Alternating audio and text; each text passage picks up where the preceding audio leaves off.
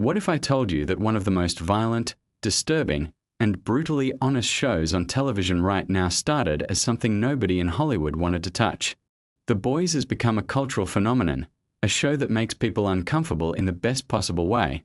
And today we are going deep on facts, secrets, and behind-the-scenes details about this series that most fans have absolutely no idea about. Whether you have watched every single episode 3 times or you just discovered the show last week, I guarantee there is something in this video that is going to completely change the way you look at The Boys.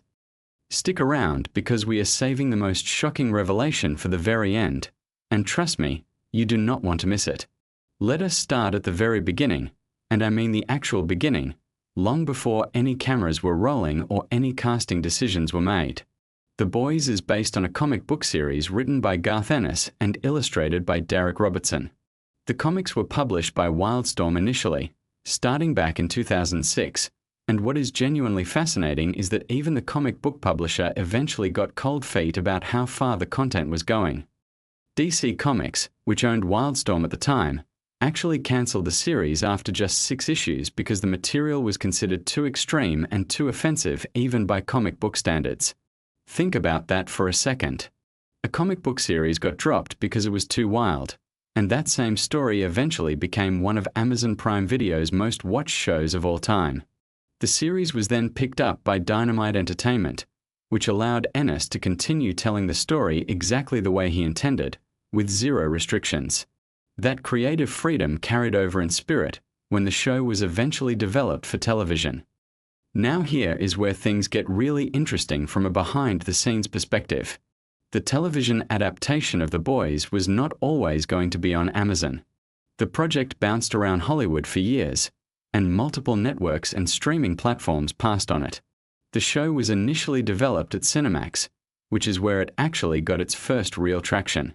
Seth Rogen and Evan Goldberg were brought on as executive producers, and they worked alongside showrunner Eric Kripke to shape what the series would eventually become. Eric Kripke, by the way, is the same creator behind Supernatural, which ran for an absolutely massive 15 seasons on the CW. When Cinemax passed on moving forward with the project, Amazon stepped in and picked it up, and the rest, as they say, is history. What is remarkable about this is that Amazon was not known at that point for edgy, violent, mature content in quite the same way. Taking on The Boys was genuinely a bold move for the platform. Eric Kripke has spoken in various interviews about his approach to adapting the source material, and one of the most interesting things he has discussed is how deliberately he and his writing team chose to diverge from the comics. The comics are extraordinarily graphic, and while the show is certainly not shy about violence or adult content, Kripke made a conscious choice to give the characters more emotional depth and more genuine humanity than they have in their printed counterparts. Billy Butcher in the comics, for example, is significantly darker and more morally compromised than the version we see Carl Urban bringing to life on screen. Television Butcher still has a code, still has some kind of internal moral compass even if it is bent and damaged. Comic Butcher operates in a much colder, more ruthless base. This was an intentional creative decision because Kripke understood that for a television audience investing potentially years of their lives into a story, they needed characters they could actually care about, even when those characters were doing terrible things. Speaking of Carl Urban, let us talk about the casting process for a moment because it is genuinely fascinating. Carl Urban is a New Zealand actor who had built an impressive career in major Hollywood franchises before The Boys. He was Dr. McCoy in the rebooted Star Trek films, he was Judge Dredd in the underrated 2012 film Dredd, and he had roles in the Lord of the Rings trilogy. But Billy Butcher represented something different for him. Urban has described Butcher as one of the most complex and demanding roles of his career, and when you watch his performance, you understand why. The character requires Urban to walk a razor-thin line between being genuinely threatening and genuinely sympathetic, sometimes within the same scene. The accent alone, a specific London working-class sound, required extensive preparation. What many fans do not realize is that Urban himself was deeply involved in shaping how Butcher would be presented, working closely with Kripke and the writers to find the character's humanity. Anthony Starr, the actor who plays Homelander, might be giving one of the greatest villain performances in the history of television, and that is not an exaggeration. Starr is from New Zealand as well, and before The Boys, he was perhaps best known for his work on the series Banshee, where he played a very different kind of morally complex character. The way Starr approaches Homelander is genuinely fascinating from an acting perspective. He has talked about playing Homelander as someone who is fundamentally broken, a person who was raised without love in a clinical, experimental environment and who never developed the emotional tools that normal human beings take for granted. Homelander's terrifying nature comes not from some innate evil but from a profound emotional emptiness. Starr plays him simultaneously as a petulant child and as the most dangerous being on the planet, and the combination creates something that is deeply unsettling to watch. The smile Homelander uses, that particular frozen, slightly too wide expression, was something Starr developed deliberately as a mask the character wears. Here is a fact that surprises a lot of people. The set design and visual effects team on The Boys operate on a scale that rivals major Hollywood films. The Seven's headquarters, the corporate aesthetic of Vought International, the various superhero costumes, all of these require enormous resources and creative effort. The costume department in particular has spoken about the challenge of designing superhero outfits that look genuinely impressive and cinematically striking while also serving the show's satirical purpose. The Deep's costume, for example, which includes those elaborate fish gills on his neck, required extensive prosthetics work for each shooting day. Chase Crawford, the actor who plays the Deep, has mentioned in interviews that the prosthetics application process could take a significant amount of time each morning before shooting even began. This is the invisible labor behind television that audiences rarely think about, but it fundamentally shapes the world audiences experience. Let us shift to talking about the satirical layer of the show, because this is something that separates The Boys from virtually every other superhero property in existence right now. The series functions as a direct critique of corporate power, media manipulation, celebrity culture, and the way heroism gets packaged and sold as a product. Vought International is not just a fictional corporation that manages superheroes. It is a mirror held up to real-world entertainment conglomerates, pharmaceutical companies, and political propaganda machines simultaneously. The show has never been subtle about this intention, and Eric Kripke has confirmed in various public statements that the satire is absolutely deliberate and pointed. What is striking is how the show has managed to be politically critical in ways that resonate with viewers across different parts of the political spectrum. Different people watch The Boys and see different real-world targets in Vaught's behavior, and that ambiguity is actually a sophisticated piece of writing rather than an accident. The character of Starlight, played by Erin Moriarty, went through significant development between the source material and the television series. In the comics, Annie January is present, but her arc and her relationship with the other characters unfolds quite differently. The television version of Starlight is more fully realized, given more agency, and serves as the moral center of the story in a way that grounds the show's more extreme elements. Moriarty has spoken about the physical and emotional demands of playing a character who is essentially trapped between two worlds, someone who genuinely wants to be good in an environment that punishes and exploits genuine goodness. The show uses Starlight's experience to comment on what happens to idealism when it collides with institutional corruption, which is one of the most quietly devastating threads running through the entire series. Now let us get into some production details that even dedicated fans tend to not know about. The Boys films primarily in Toronto, Canada, which stands in for a fictionalized version of New York City. Canadian tax incentives make Toronto an attractive production location for many American streaming and network productions, but the crew has to work creatively to make a Canadian city read convincingly as the American metropolis. Set decorators, location scouts, and digital effects artists all collaborate to transform Toronto streets, buildings, and public spaces into the show's version of New York. Some locations are used largely as they are with minimal modification, while others require substantial transformation. This is an enormous logistical challenge that unfolds across every single episode.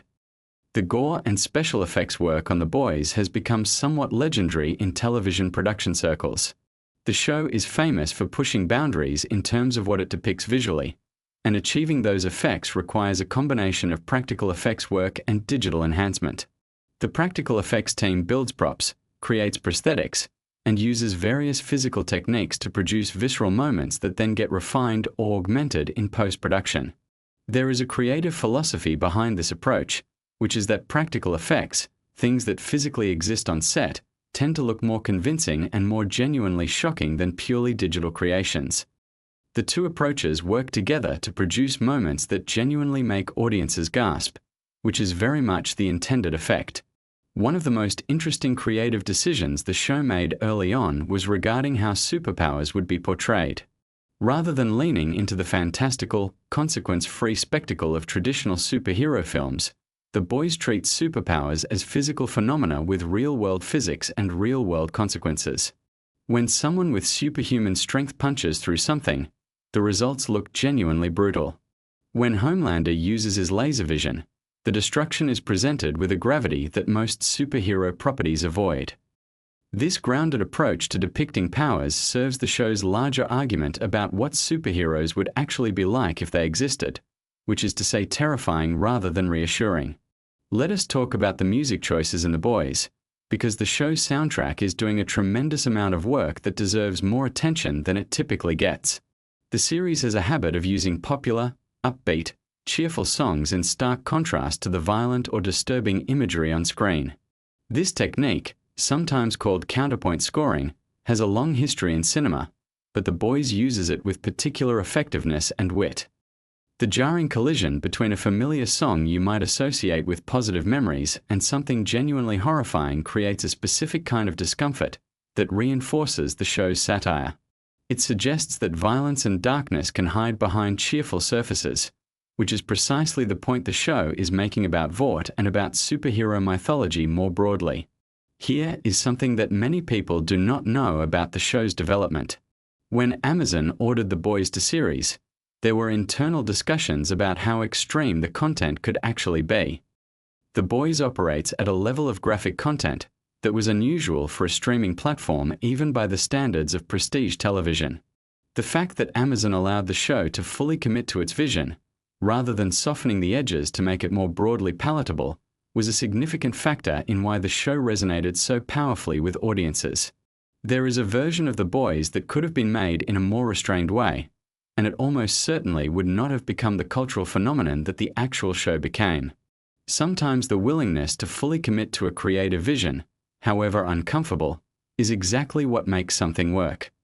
Showrunner Eric Kripke has a very specific philosophy about what the show is ultimately trying to say, and he has articulated it in interviews in ways that are worth understanding. For Kripke, The Boys is fundamentally about the abuse of power and about the way institutions protect the powerful at the expense of the vulnerable. The superheroes of The Boys are not just metaphors for celebrities or for political figures, though they serve that purpose. They are representations of any system or institution that presents itself as serving the public good while actually prioritizing its own power and reputation. The Boys, the vigilante team at the center of the story, represent the impulse to resist and hold power accountable, even when that resistance is imperfect, morally complicated, and sometimes self-defeating. The relationship between Billy Butcher and the other members of his team has been one of the most consistently compelling elements of the show. Mother's Milk, played by Laz Alonso, provides a counterbalance to Butcher's more extreme impulses and serves as the group's conscience in practical terms. Frenchie, played by Tomo Capone, and Kimiko, played by Karen Fukuhara, form one of the show's most emotionally resonant partnerships, a relationship built on mutual understanding between two people who have both been shaped by violence and trauma. The casting of these characters was meticulous, and the chemistry between the actors is something that cannot be manufactured through writing alone. The ensemble as a whole functions as a kind of found family, which is a deliberate storytelling choice that gives the audience an emotional anchor amid all the chaos and darkness. Karen Fukuhara's portrayal of Kimiko is particularly noteworthy because the character does not speak for a significant portion of the series, communicating instead through physical performance, expression, and body language. This places enormous demands on Fukuhara as a performer, requiring her to convey complex emotional states without the tool that most actors rely on most heavily. Fukuhara has spoken about working with a choreographer and movement coach to develop Kimiko's specific physical vocabulary, the way she moves, holds herself, and expresses emotion through her body. The result is a character who feels completely coherent and emotionally legible despite the absence of dialogue, which is a remarkable acting achievement. Now, something that genuinely surprises many fans when they learn it. The Boys has been deliberately engineered to generate conversation and controversy, not accidentally but as a strategic creative and marketing philosophy. Eric Kripke and his team understand that a show this satirically pointed and this willing to be provocative will naturally generate debate, and they have spoken about embracing that dynamic rather than trying to manage or minimize it. When episodes drop and social media erupts with reactions, arguments, and discussions, that engagement serves the show's visibility on the platform and in the cultural conversation. The controversy is part of the product in a very intentional way, which is itself a kind of meta-commentary on how media properties manufacture attention in the modern landscape. Let us talk for a moment about Soldier Boy, played by Jensen Ackles, who was introduced in later seasons. The casting of Jensen Ackles was enormously significant for reasons beyond just his talent as an actor. Ackles spent 15 seasons playing Dean Winchester on Supernatural, the show that Eric Kripke created before The Boys. Bringing Ackles into The Boys was a reunion of sorts, and it was also a piece of very deliberate casting in terms of audience psychology. Ackles built a massive, devoted fan base through Supernatural, and those fans brought enormous enthusiasm to his appearance in The Boys. Within the narrative of the show, Soldier Boy represents a different era of manufactured heroism, a character who embodies mid-20th century American mythology in ways that are both nostalgic and deeply uncomfortable. Ackles committed to the role with the same total investment he brought to his years on Supernatural. The show's depiction of media manipulation and the 24-hour news cycle deserve specific attention because it is one of the more prescient elements of the series. The fictional Vought News network, which serves as the show's stand-in for partisan cable news operations, captures something true and troubling about how information gets weaponized in the modern media environment. The scenes involving VNN are often written in ways that are uncomfortably close to actual media rhetoric and techniques, which is part of what makes them land with such force. Writers' rooms for shows like The Boys employ people who study media, politics, and culture with genuine academic seriousness, and the show's portrayal of media manipulation reflects that research. Here is a detail about the show that connects to its production philosophy in an interesting way. The Boys does not use laugh tracks, obviously, but it also deliberately avoids the visual language of traditional superhero films. The cinematography is darker, more naturalistic, and less polished than what you would see in a Marvel or DC film. This is a deliberate aesthetic choice designed to signal to the audience that they are in different territory. When superhero films use bright, saturated colors and sweeping orchestral scores, they are communicating something about the nature of heroism, that it is grand and clean and elevated. The Boys uses grittier visual textures and a more grounded aesthetic to communicate the opposite, that power is messy and dark and compromised. One of the most fascinating aspects of The Boys from a production standpoint is how it handles the tension between spectacle and satire. The show needs to deliver genuine action and excitement to satisfy audiences who expect something visually compelling from a superhero property, while simultaneously undercutting the mythology of superheroism that makes those expectations exist in the first place. This is a genuinely difficult balance to strike, and the fact that the show manages it as successfully as it does speaks to the quality of the creative team. Action sequences in The Boys are staged to be exciting and visually impressive, but they almost always contain an element that deflates or complicates the heroic framing, some detail that reminds you these are not the good guys you are supposed to be cheering for. The Boys has spawned a spin-off series called Gen V, which focuses on college-age superheroes attending Godolphin University, a school for young people with powers. This expansion of the Boys universe represents a significant investment from Amazon in this creative world, and it demonstrates confidence in the franchise's longevity. Gen V operates with a slightly different tone and targets some of the same satirical targets as the parent series but with fresh perspectives and new characters. The existence of Gen V also raises interesting questions about how the Boys universe might continue to expand, whether through additional spin-offs, films, or other formats. Something worth discussing is the global resonance the show has found. The Boys has attracted enormous international audiences, not just in the United States, and there are interesting reasons for why the show's themes translate so effectively across different cultural contexts. Corporate power, media manipulation, and the exploitation of vulnerable people by powerful institutions are not uniquely American problems. These are universal experiences, and The Boys speaks to them in ways that resonate regardless of where you happen to be watching from. The show has topped streaming charts in multiple countries, which reflects this universality. The writing room for The Boys has always included writers from diverse backgrounds, and Eric Kripke has spoken about the intentionality behind building a writer's room that brings multiple perspectives to the table. This diversity of experience and viewpoint is reflected in the show's ability to critique power from multiple angles simultaneously. A less diverse creative team might produce a show that critiques power from a single ideological direction, but The Boys manages to raise questions and challenges that resonate with people who hold very different political and social viewpoints. That is a genuinely sophisticated piece of collective writing. Let us talk about fan response for a moment, because the audience for The Boys is one of the most engaged and analytically sophisticated fan communities on the internet. Theory crafting, close reading of episodes for hidden details and foreshadowing, intense discussion of character motivations and thematic implications. All of these activities happen on platforms like Reddit, YouTube, and Twitter at extraordinary scale.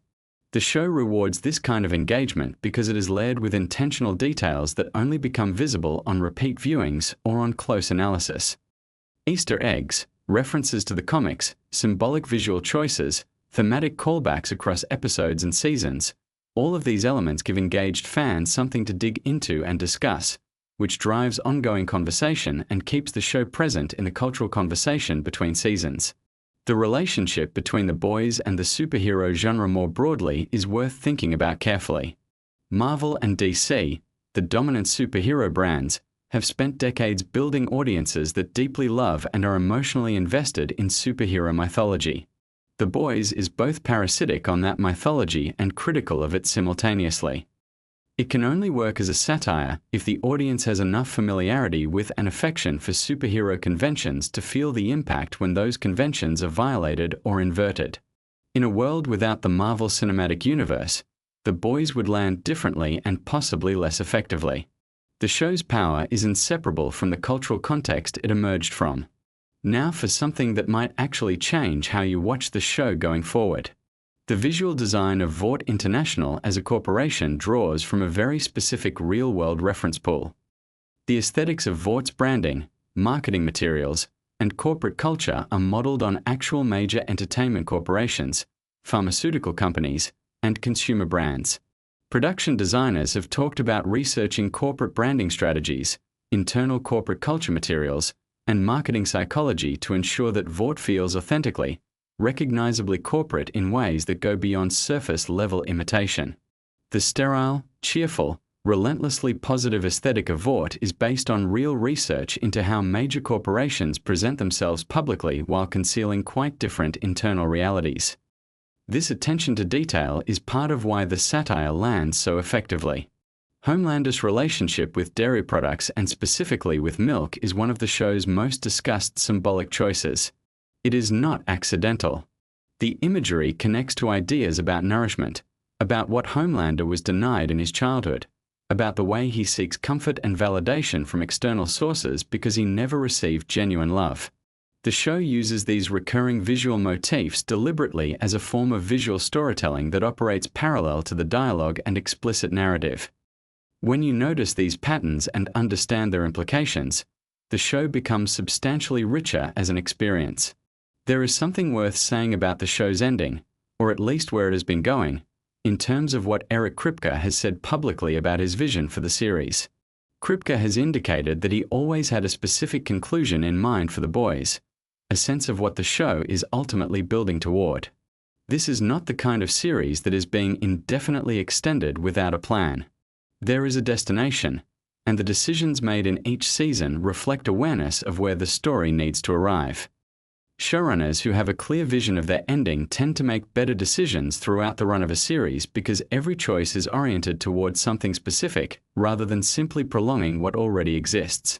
The cultural impact of The Boys extends beyond the show itself into broader conversations about the superhero genre, about corporate power, and about American mythology. Critics and academics have written about the show in ways that treat it as a genuinely significant cultural document, not just as entertainment.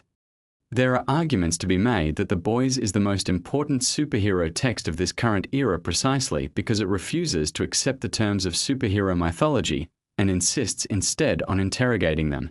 In a media landscape saturated with superhero content, a show that questions the very foundations of that genre and finds something troubling beneath the surface is doing genuinely valuable cultural work. One last thing that deserves attention before we wrap this up. The Boys has maintained creative consistency across multiple seasons in a way that is actually quite rare for a long-running television series. Many shows lose their edge, soften their critique, or drift away from their original vision as they become more successful and therefore have more to lose. The Boys has largely avoided this trap, continuing to push harder and go further as the series has progressed rather than retreating to safer ground. This is a reflection of the creative team's commitment to the show's original purpose and also of Amazon's continued willingness to support that vision. Not every streaming platform would allow a show this provocative to operate with this much creative freedom for this many seasons. So there you have it. The Boys is a show built on creative defiance, from a comic too extreme for its original publisher, to a television pitch that bounced around Hollywood for years before finding a home, to a series that has consistently refused to make itself more comfortable or more palatable to avoid controversy. The facts and details behind this show reveal a creative enterprise that is far more intentional, far more sophisticated, and far more carefully constructed than it might appear on the surface. Every choice, from the casting to the production design to the satirical targets to the use of music, serves a coherent vision about power, corruption, and the stories we tell about heroes. If you want to go even deeper on the world of The Boys, there is another video right here that covers the season breakdowns and what every major plot decision actually means for where the story is going. Drop a comment below telling me which fact in this video hit different for you. And subscribe if you are not already part of this community because we go deep on the shows and films that actually matter. See you in the next one. You think you know The Boys. You've watched every season. You've picked your favorite characters. Maybe you've even gone down the rabbit hole of fan theories online. But I promise you, there are things about this show that most people have absolutely no idea about. And by the time this video is done, you're going to look at The Boys in a completely different way. We are talking behind-the-scenes secrets, wild casting decisions that almost changed everything, the real-world inspirations that are darker than anything on screen, and details hidden so deep in the show that even obsessive fans have missed them. This is the stuff the creators didn't put in the press interviews. This is the stuff that makes this show one of the most deliberately crafted pieces of television ever made. So if you think you're already a fan, buckle up. Because we're about to go somewhere most Boys fans have never been. Let's start with something that will fundamentally change how you watch the very first episode. The Boys was not supposed to be on Amazon. The show was originally developed elsewhere, and it bounced around for years before landing at Amazon Prime Video. Now think about what that means. The show that became one of the most transgressive, boundary-pushing series in television history almost didn't get made the way we know it. Different network, different rules, different version of The Boys. The fact that it ended up on a streaming platform with fewer content restrictions is a massive part of why the show could go as far as it did. Every moment that made your jaw drop, every scene you thought they couldn't possibly include, all of that exists because of a development journey that nearly went in a completely different direction. Now here's something about the comic book source material that casual fans don't fully appreciate. The original comic by Garth Ennis is genuinely more extreme than the show. And that's saying something. The television adaptation actually pulled back significantly on certain storylines and character arcs from the comics. Showrunner Eric Kripke and his team made deliberate choices about what to keep, what to change, and what to leave out entirely. Some of the decisions were creative, some were practical, and some were about making sure the show could actually function as ongoing television rather than a contained story with a definitive brutal endpoint. The interesting thing is that many of the changes made the show better. Characters who were one-dimensional in the comics became layered. compelling people on screen.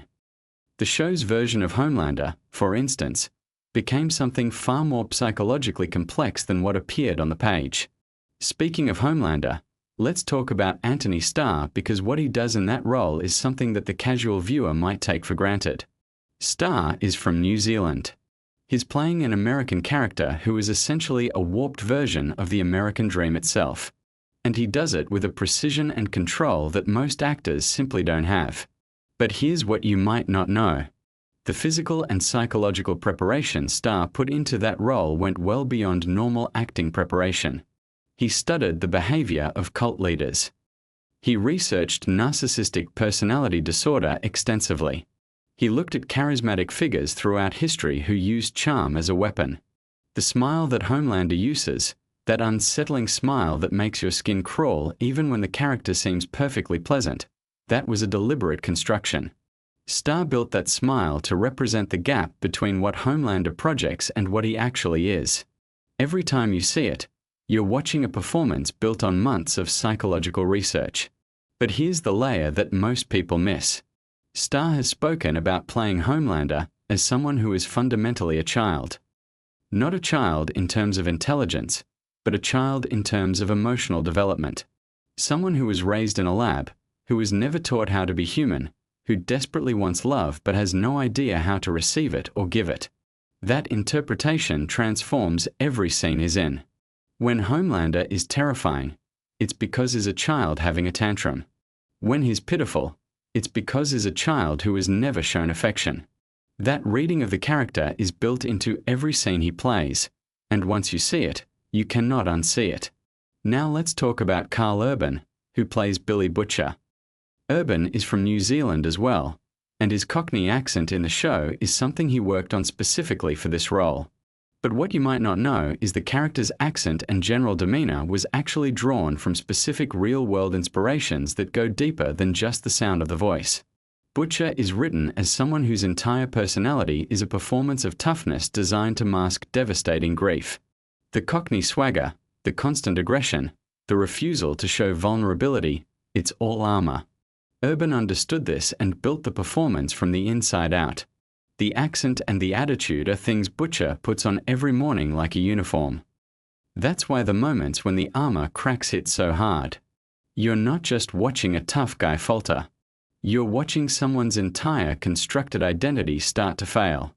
Here's something fascinating about the casting process for the show.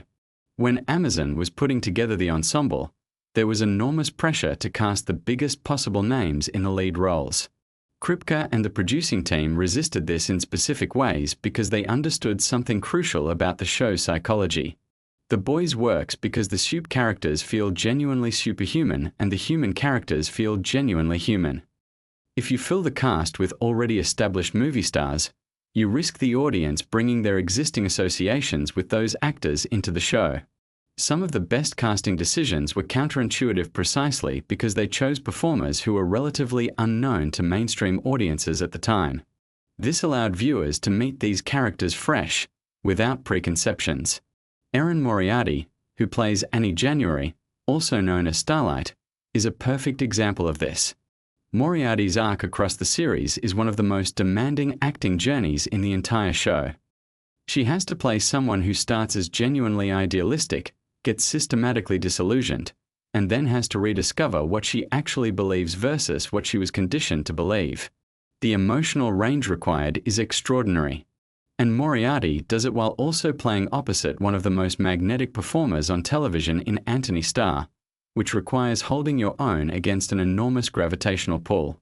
The fact that she was not yet a massive star when she took the role actually served the character.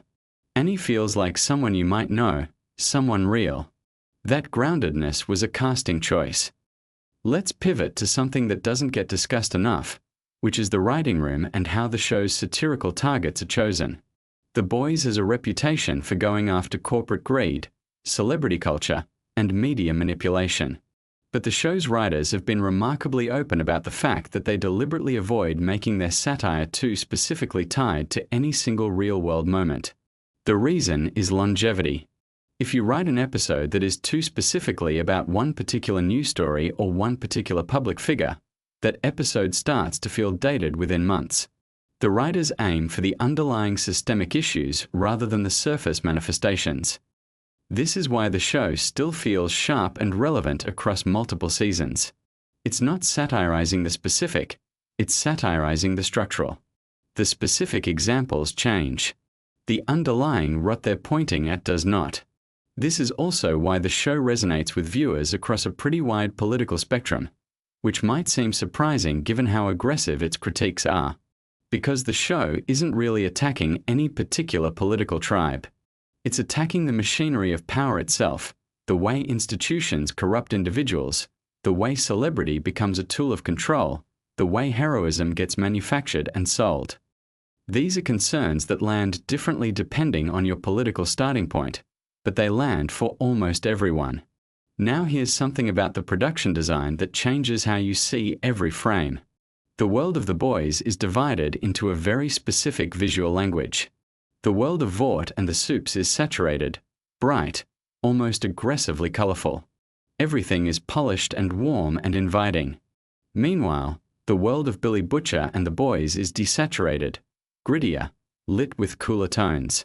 This is not accidental.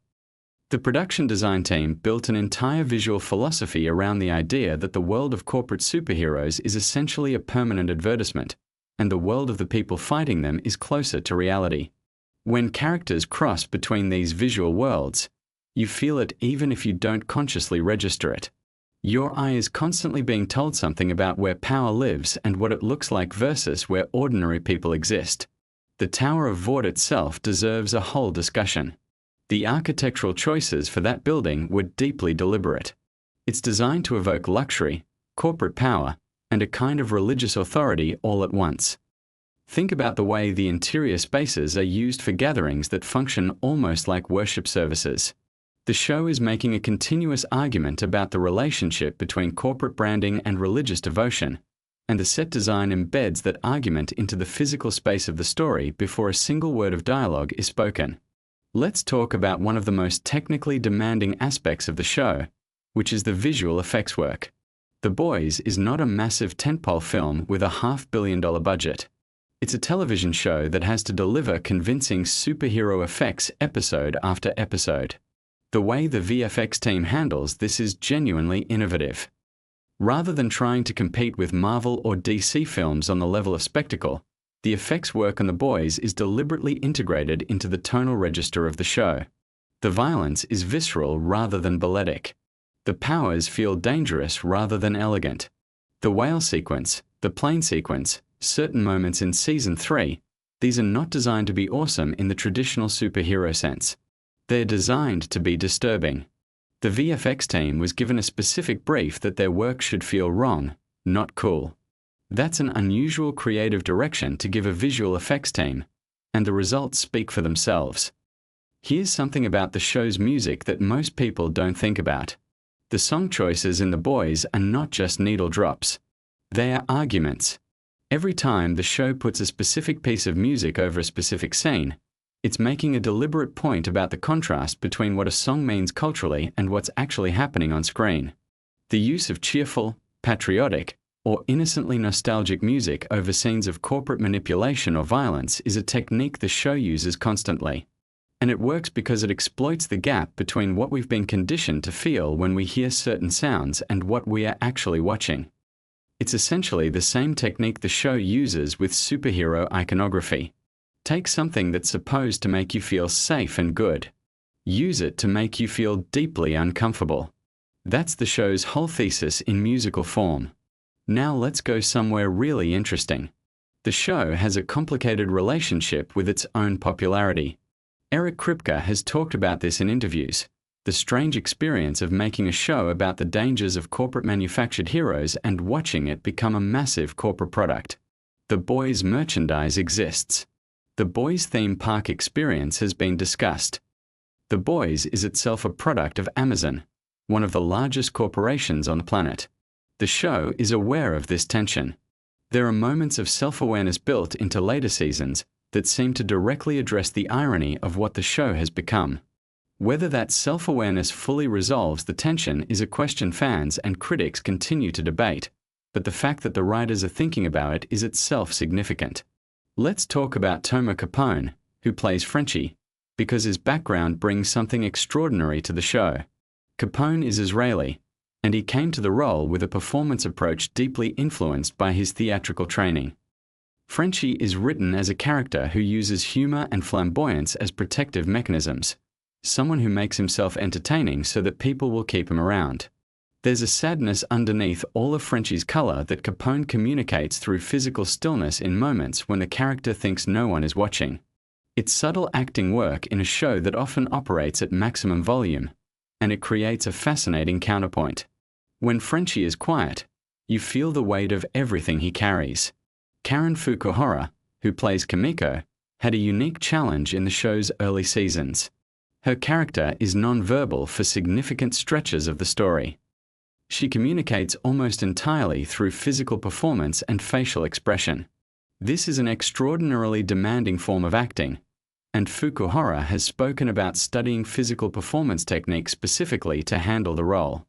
What's fascinating is that Kimiko became one of the most beloved characters in the show despite, or arguably because of, the limitation of her early characterization. The audience projected onto her in ways they couldn't with the more vocally expressive characters. There's something psychologically interesting about how silence creates intimacy. Fukuhara's physical storytelling built a connection with viewers that some of the more dialogue-heavy characters never quite achieved. Here's a fact about the show's production schedule that puts everything in context. The Boys films in Toronto, and the production team has to essentially construct an alternative version of a major American city within a Canadian city. The locations team has to constantly find or build spaces that read as specifically American to international audiences, while navigating the practical realities of what Toronto actually looks like. This involves extensive set decoration, strategic angle choices, and sometimes complete set builds. The Vought Tower exterior work required significant technical creativity to create the impression of a Manhattan-scale corporate headquarters. This kind of logistical challenge is invisible to the viewer but shapes every decision about how scenes are shot and staged. Now let's get into something that goes deeper than most fan discussions. The show's treatment of trauma is more sophisticated than it gets credit for. Nearly every major character in The Boys is operating from a place of unprocessed trauma. Butcher is grieving and cannot stop. Starlight is dealing with systemic abuse she was taught to minimize. Kimiko carries violence inflicted on her from childhood. Huey starts the show experiencing acute traumatic loss. The Deep has experienced various forms of coercion and is in profound denial about all of it. Maeve has essentially dissociated from her own life. Even Homelander, the primary antagonist, is written as someone whose evil is rooted in the violence done to him as a child by the very corporation that then deployed him as a weapon. The show doesn't use trauma as backstory decoration. It uses it as the engine of behavior. Every choice these characters make, including the destructive ones, makes sense when you trace it back to what was done to them. This is sophisticated psychological writing, and it means that even when characters do terrible things, the show maintains emotional coherence. You understand why even when you can't excuse it. Here's something about Claudia Dumas, who plays Victoria Newman, the character revealed to be a soup hiding in plain sight within the political establishment. Dumas is Australian. Her American politician performance is constructed with specific awareness of political body language and rhetoric. She and the writers built a character who represents something very specific. The idea that the most dangerous kind of power is the kind that presents itself as accountable and ordinary. Newman is terrifying not because she seems like a monster, but because she seems like a reasonable person. The audience's trust in her is deliberately cultivated so that the betrayal hits harder. Every scene where she seems sympathetic is a trap. Let's talk about Jim Beaver, who has a recurring role in the show. Beaver is best known to many audiences from his work with Eric Kripke on Supernatural. His presence in The Boys is part of a broader pattern of trust that Kripke brings to his productions. He works repeatedly with actors he's collaborated with before because he understands that part of what makes a show work is the comfort and shorthand that develops between creators and performers over time. The ensemble feel of The Boys isn't accidental. It was cultivated through deliberate choices about who was invited into the creative community around the show. Here's a technical detail about the violence in the show that most people don't think about. The gore in The Boys is specifically calibrated. The show's makeup and practical effects teams work in tandem with the VFX team to create violence that feels consequential rather than spectacular. There's a philosophy at work here. Superhero violence in mainstream media is typically presented as consequence-free. People get thrown through buildings and walk away. The Boys is fundamentally an argument against that convention. The violence in the show is designed to remind you that bodies are fragile and that power used without restraint destroys things that cannot be repaired. Every piece of practical gore is a political statement about the glamorization of violence in superhero media. Now here is something that will make you think differently about Season 1 specifically. The pilot episode of The Boys was written with the awareness that most of the audience would arrive with strong preconceptions about superhero stories. The creative team knew they needed to violate those preconceptions in the first episode with enough force to reset the audience's expectations entirely. The death that occurs in the pilot, which is one of the most shocking moments of the entire series, was specifically calibrated to happen before the audience had enough attachment to feel grief, but with enough force to feel the wrongness of it. The mechanics of that scene were discussed extensively in the writer's room. The question was, how do you make an audience understand that nothing in this world is safe without making them too emotionally distant to keep watching? The answer was precision. Hit hard enough to disrupt, but not so hard that you break the connection. Let's talk about Amazon's role in the show because it's more complicated than it appears. Amazon is the distributor and a major financier of The Boys, and the show regularly satirizes corporations that use entertainment and heroism as marketing tools. Amazon is itself a massive corporation with significant controversies around labor practices and market power. The show has made jokes and references about this tension within its own narrative. Kripke has been publicly thoughtful about the relationship, acknowledging the irony while arguing that making the show from inside the machine is part of what gives it access to the audience it needs to actually matter. Whether you find that convincing or not is a legitimate question. But the fact that the show exists in this specific tension is something that shapes every creative decision about how far the satire is allowed to go. Something that rarely gets discussed is the role of intimacy coordinators on the show. The Boys contain significant sexual content, and the production has been open about using intimacy coordinators to manage those scenes in ways that protect performers and ensure that the content serves the story rather than existing gratuitously. This is a relatively recent development in the industry, and one that represents a significant shift in how productions handle vulnerable content. The presence of this kind of professional infrastructure on set affects the quality and authenticity of what ends up on screen. Performers who feel safe are able to do their best work. Here's something about the show's international reception that's worth knowing. The Boys has a genuinely global audience, and it resonates differently in different cultural contexts. In countries with strong traditions of political satire, the show is often read as conventional in its targets, the powerful and corrupt, even when the methods are unconventional. In countries where superhero mythology has a strong cultural hold, the show is often read as more radical. In some markets, the show's critique of American corporate power and American patriotism lands as specifically anti-American in ways the creators probably didn't entirely intend. The show means different things to different audiences, and that semantic flexibility is actually part of its strength. It's a target-rich environment for interpretation. Let's get into something about the show's future and what the production team has indicated about how they plan to end things. Kripke has been clear that The Boys has a specific ending in mind.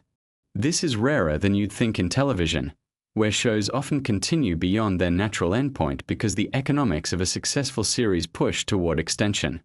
The willingness to plan and commit to an ending reflects a creative confidence that not every showrunner has, and it suggests that the final season, whenever it arrives, will be built to satisfy rather than to leave doors open for more product. Given that the show's entire philosophy is about the damage done when powerful things refuse to end, there would be a certain poetic justice in the show itself being willing to stop. Now let's talk about Gen V, the spin-off series, because it reveals something interesting about how the Boys universe is being expanded. Gen V is set at Godolphin University, a college for young soups, and it operates with a slightly different tonal register than the parent show. It's younger, more focused on identity and institutional corruption at the formative level, the damage done to people before they fully become who they're going to be. The existence of Gen V as a spin-off raises interesting questions about world building. Every expansion of a universe that works through specificity runs the risk of diluting what made the original specific.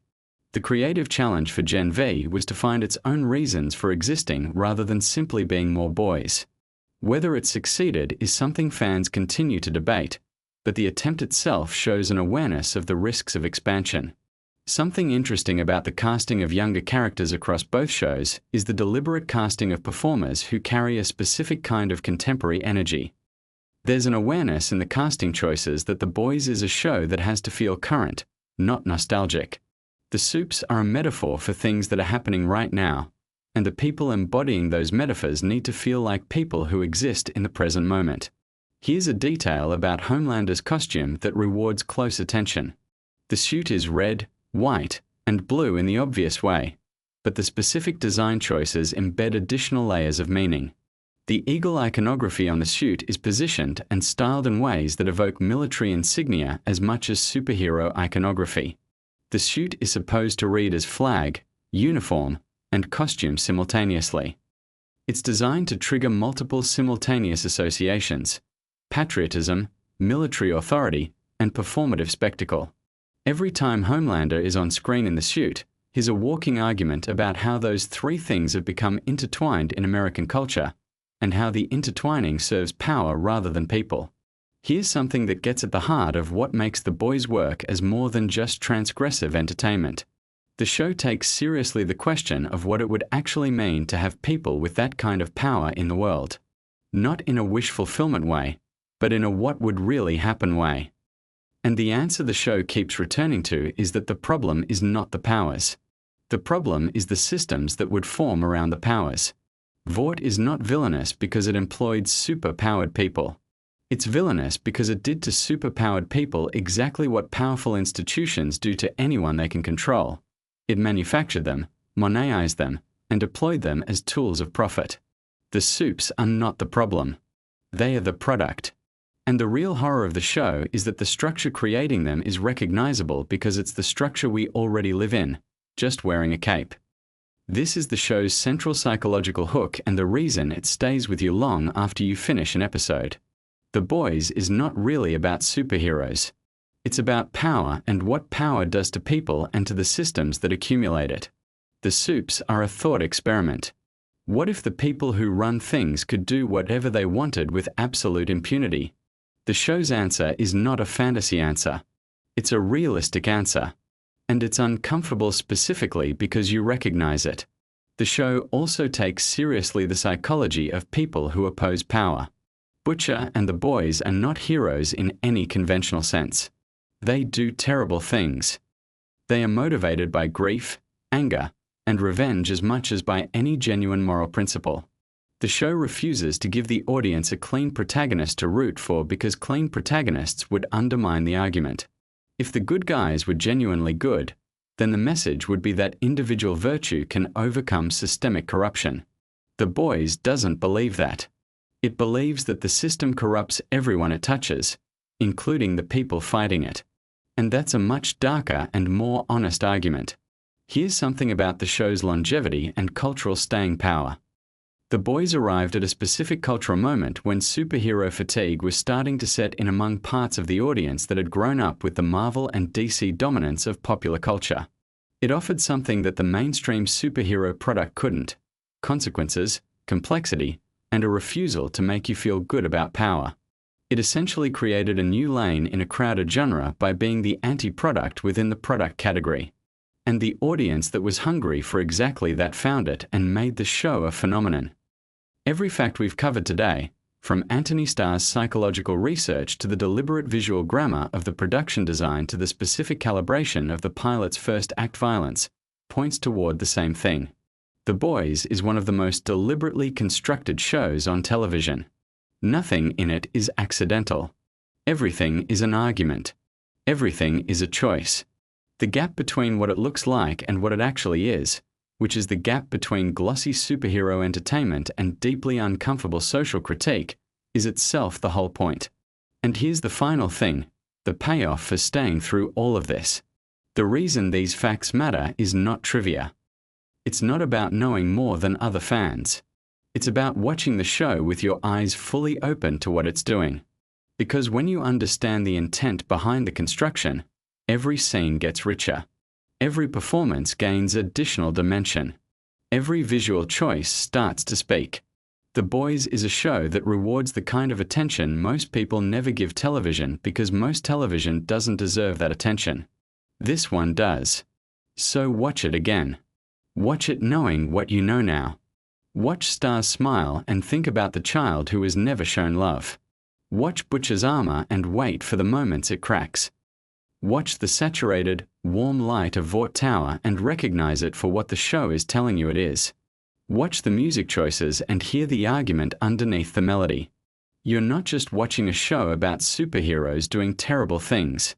You're watching one of the most sophisticated critiques of power and mythology that popular television has ever produced. And now you know how to see it. You think you know The Boys.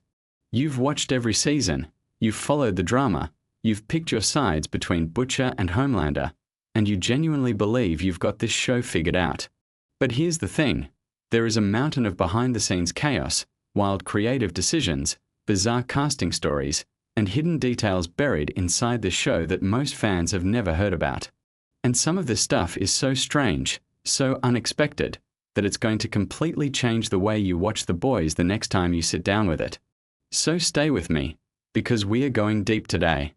Let's start with something that might genuinely shock you. The Boys almost didn't exist in the form you know it. The comic series by Garth Ennis and Derek Robertson, which the show is based on, was originally published by DC Comics under their Wildstorm imprint. Now here's where it gets interesting. DC actually cancelled the comic after just 6 issues. They pulled the plug on it because the content was considered too extreme, too offensive, and too politically charged even for a mature imprint.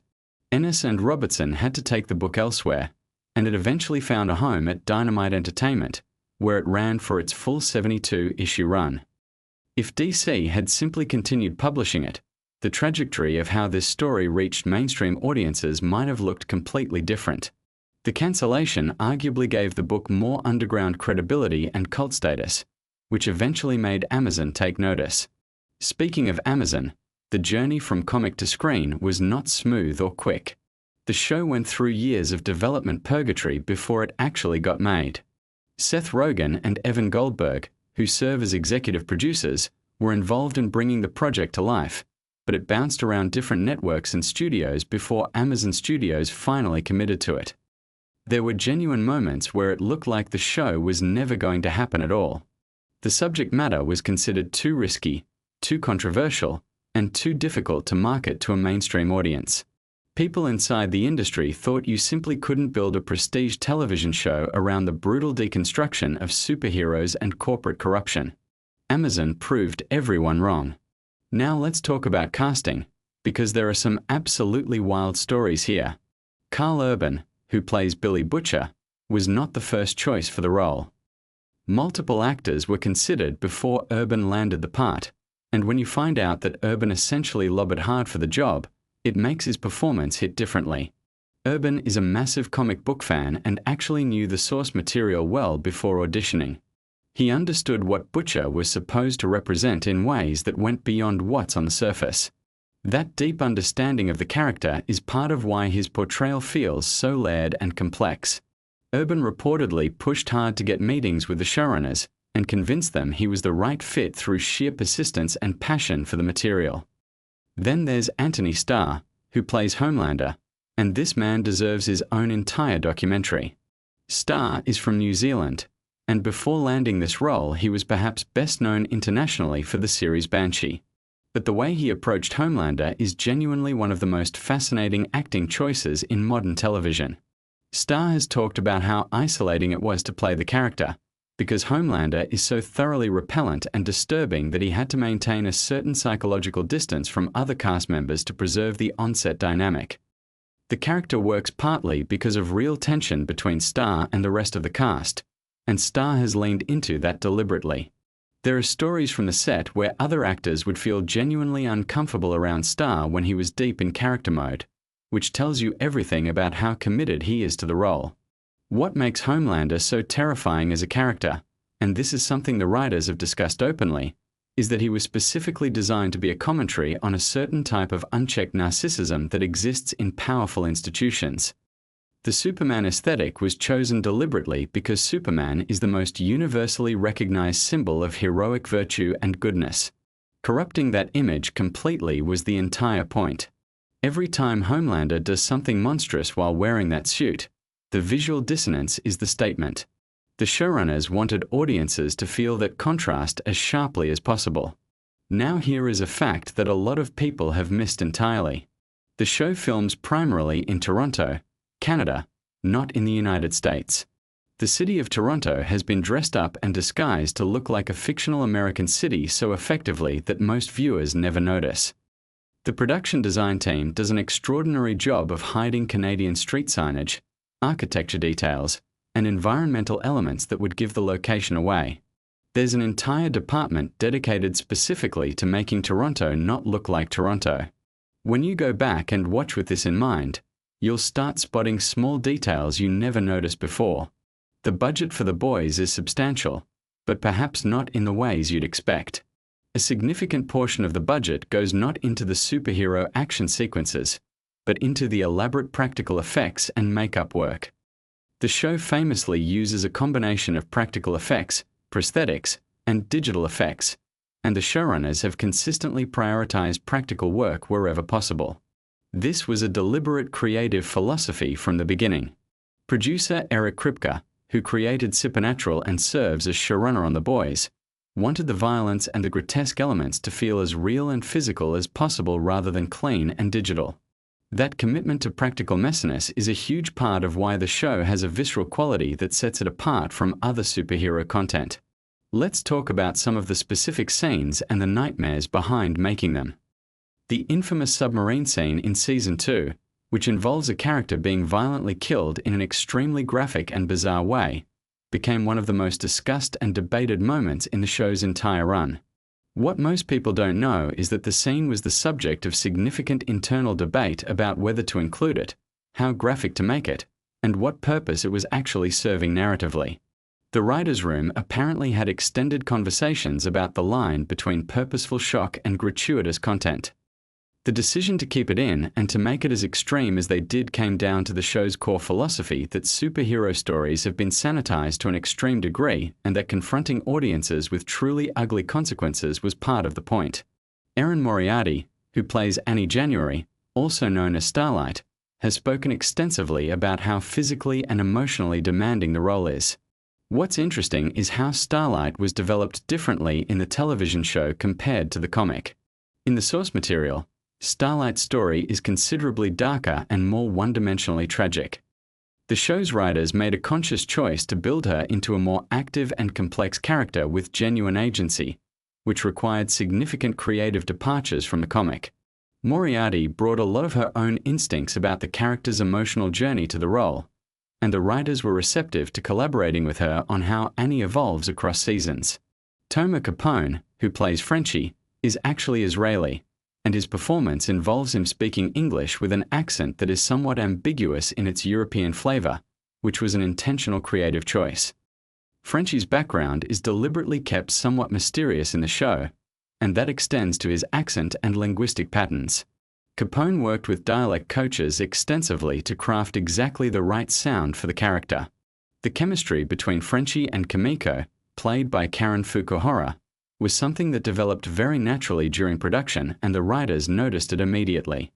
The relationship between those two characters became increasingly central to the show's emotional heart, partly because of how genuine the connection between the two actors was on set.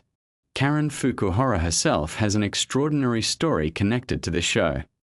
Her character Kimiko is almost entirely nonverbal, communicating primarily through physicality, expression, and sign language. Fukuhara worked with ASL consultants and movement coaches to develop Kimiko's specific physical vocabulary. The challenge of conveying an entire inner life, complex emotions, humor, grief, and rage, without dialogue is enormous, and the fact that Kimiko is one of the most beloved characters on the show is a testament to how brilliantly Fukuhara handles it. There were conversations early in production about whether giving the character dialogue would make her more accessible, and the decision to keep her largely silent was ultimately maintained because it actually made her more powerful and distinctive. Here's something genuinely interesting about the show's political dimension. Eric Kripke has been very open about the fact that The Boys is explicitly political satire, and the show has been praised and criticized from multiple points across the political spectrum, which the creators take as a sign that they're doing something right. The interesting paradox of the show is that it has been enthusiastically embraced by audiences with completely opposite political worldviews, each seeing their own targets being skewered in the content.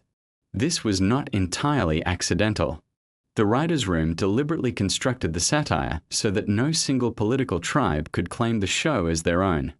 Vought International, the corporation at the center of the story, represents a kind of institutional corruption that transcends simple left or right categorization, which is what allows the show to function as genuine satire rather than partisan cheerleading. The Deep, played by Chase Crawford, was a character that could have easily been a simple comic relief villain, but the show took him somewhere considerably more interesting and uncomfortable. Crawford has talked about the challenge of playing a character who is simultaneously pathetic, dangerous, creepy, and occasionally sympathetic. The writers gave The Deep a storyline involving a cult-like self-help organization that was directly inspired by research into real-world cult dynamics and predatory wellness organizations. The satire there is pointed and specific, and Crawford committed to making the character genuinely sad rather than simply ridiculous. Now let's get into some of the more obscure details that even hardcore fans tend to miss. The show contains an enormous number of background Easter eggs, visual references, and hidden details that reward extremely attentive viewing. The fake superhero news broadcasts that appear in the show's world, the in-universe advertisements for Vought products, the fictional superhero merchandise visible in background shots, all of this is meticulously designed and contains jokes and references that are never explicitly pointed out. The production design team has essentially built an entire alternate history of superhero culture into the visual fabric of the show, and exploring that background world is its own hobby for the most dedicated fans. The character of A-Train, played by Jesse T. Usher, carries a storyline about performance-enhancing drug use among supes that was written as a direct parallel to real athletic doping scandals and the institutional pressure that drives athletes toward self-destruction. What's less known is that the writers also layered into A-Train's arc a commentary on the commercialization of black culture and athleticism specifically, which adds an additional dimension to his character's journey that some viewers pick up on and others miss entirely. Usher has discussed in interviews how important it was to him that A-Train not be reduced to a one-note character, and how he worked to find the human vulnerability inside someone who has compromised themselves completely. Let's talk about Garth Ennis, the original creator of the comic, and his relationship with the show. Ennis has been fairly candid about his complicated feelings regarding the adaptation.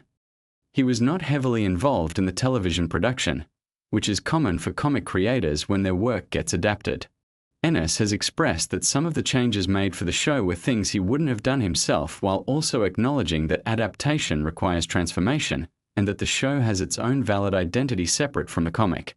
The most significant philosophical difference between the comic and the show is arguably in how the story treats its characters' capacity for redemption and growth, which the show explores with considerably more generosity than Ennis's original vision. The music choices in The Boys are another element that doesn't get enough attention.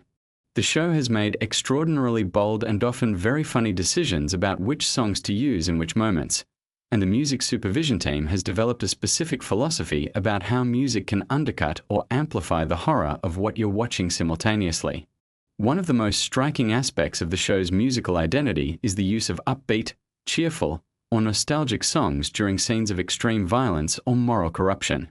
This creates a dissonance that is the audio equivalent of what the visual design does with superhero aesthetics.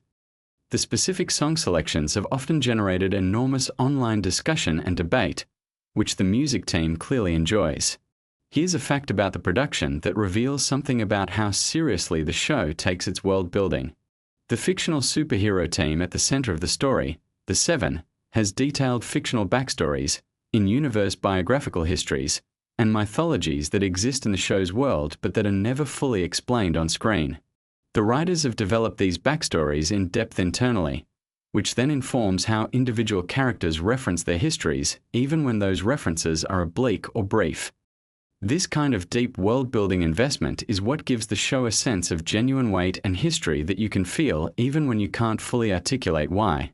Dominique McElligott, who plays Queen Maeve, has one of the most interesting character arcs in the show's history, and her background is worth knowing.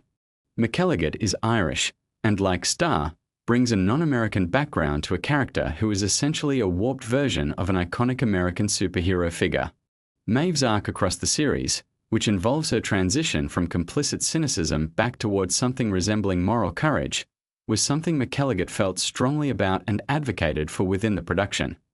The writers have described her as deeply engaged with Maeve's journey and insistent that the character's redemptive elements be handled with real care. There's also an interesting story about how the show handles the legal and clearance issues around superhero imagery. Because the show is explicitly about parodying and deconstructing the superhero genre, and because many of its characters are clearly designed as corrupted versions of trademarked heroes, the legal team working on the show had to navigate an extremely complex landscape of intellectual property law. The characters are always positioned just enough away from their obvious inspirations that they avoid direct infringement, while maintaining the cultural resonance of what they're referencing. This legal tightrope has actually become part of the show's creative texture, because the distance between the reference and the parody is itself part of the commentary. Now, Supernatural fans will know that Eric Kripke has a specific set of creative instincts around ensemble storytelling, mythology building, and the dynamic between characters who are technically working together but who have fundamentally incompatible visions of what they're doing. All of those instincts are visible in The Boys, but operating at a higher budget and a higher level of satirical sophistication. Kripke has talked about how his years running Supernatural taught him specific lessons about sustaining long-running ensemble narratives, and how to avoid the trap of running out of story while the audience is still invested. Those lessons are visible in how The Boys structures its seasonal arcs. Let's shift to something that involves the actual mechanics of filming. The show's fight choreography deserves more recognition than it typically gets. The action sequences in The Boys are notably different from those in mainstream superhero films, in that they emphasize the horror and consequence of superpowered violence rather than its spectacle and cool factor. When Homelander does something violent, the camera work and editing choices are designed to make you feel sick rather than exhilarated. This required very deliberate choreographic and directorial decisions to prevent sequences from accidentally becoming the kind of awesome action set pieces they were explicitly designed to critique. Jack Quaid, who plays Huey Campbell, has spoken about how Huey functions as the audience surrogate in a very specific and intentional way. Huey is the character who enters this world from outside it, who begins with recognizable moral instincts, and who the audience is supposed to track as those instincts get complicated and compromised by everything he encounters. Quaid has noted that there's a significant departure from the comic book version of Huey in terms of the character's overall demeanor and how he processes trauma, and that these changes were made to make him more relatable to a contemporary audience. The television Huey is softer and more emotionally articulate than his comic counterpart, which creates a different kind of tension around how the violence and moral compromise of his world changes him. The relationship between Butcher and Huey is worth examining in this context because it's one of the show's most carefully engineered emotional dynamics. From a screenwriting perspective, they function as a kind of dark mentor and reluctant student pairing where the mentor is not actually a positive influence and the student's challenge is to recognize that and chart their own course. Urban and Quaid have discussed how they work to find the genuine affection underneath Butcher's manipulative exterior, because without that affection, the relationship wouldn't work emotionally. Audiences need to believe there's something real between them, even while the show is clearly demonstrating that Butcher is using and corrupting Huey. Here's a lesser-known production detail. The show employs a significant number of consultants from various specialized fields who review scripts and production details for accuracy and resonance. This includes people with backgrounds in corporate communications, military operations, government intelligence, and public relations, all of whom contribute to making Vought International feel like a plausible and terrifyingly real kind of institution. The PR machinery around the Seven, the way Vought manages scandals and controls narratives, is written with a specificity that comes from actual understanding of how those systems work in real organizations. That research investment shows in the texture of the show. Something that has come up in multiple interviews with the creative team is the deliberate choice to make Vought International function as a critique of entertainment corporations specifically as much as a more than a generic corporate villain. The way Vought uses superhero mythology to sell products, manage public perception, and create emotional dependency in consumers is a portrait of how certain real entertainment conglomerates operate that is sharper and more pointed than it might initially appear. The show is in some sense a piece of entertainment criticizing the entertainment industry's own manipulation of audiences, which gives it a self-aware quality that adds depth to the satire. The spin-off series Gen V, which centers on a college for superpowered young people run by Vought, expanded the world of The Boys significantly and introduced a new generation of characters. What's interesting from a production standpoint is that Gen V was developed as a genuine creative expansion rather than simply a cash grab extension of the main series. The creative team on Gen V was given real latitude to explore different tonal registers and thematic territory, resulting in a show that feels connected to The Boys but distinctive in its own right. The relationship between the two shows in terms of how events in one affect the other was planned with considerable care to ensure continuity without either show being dependent on the other for comprehension. Let's talk about the show's approach to religion, because it's another element that tends to generate a lot of conversation. The Boys takes a complex and often darkly satirical view of how religion intersects with celebrity and power, and this is handled with more nuance than a simple anti-religious stance. The show is critical of how religious imagery and rhetoric get weaponized by powerful figures rather than being broadly dismissive of faith itself. This distinction is important and deliberate. The writers have been careful to show characters with genuine faith dimensions without reducing those characters to simple targets of mockery.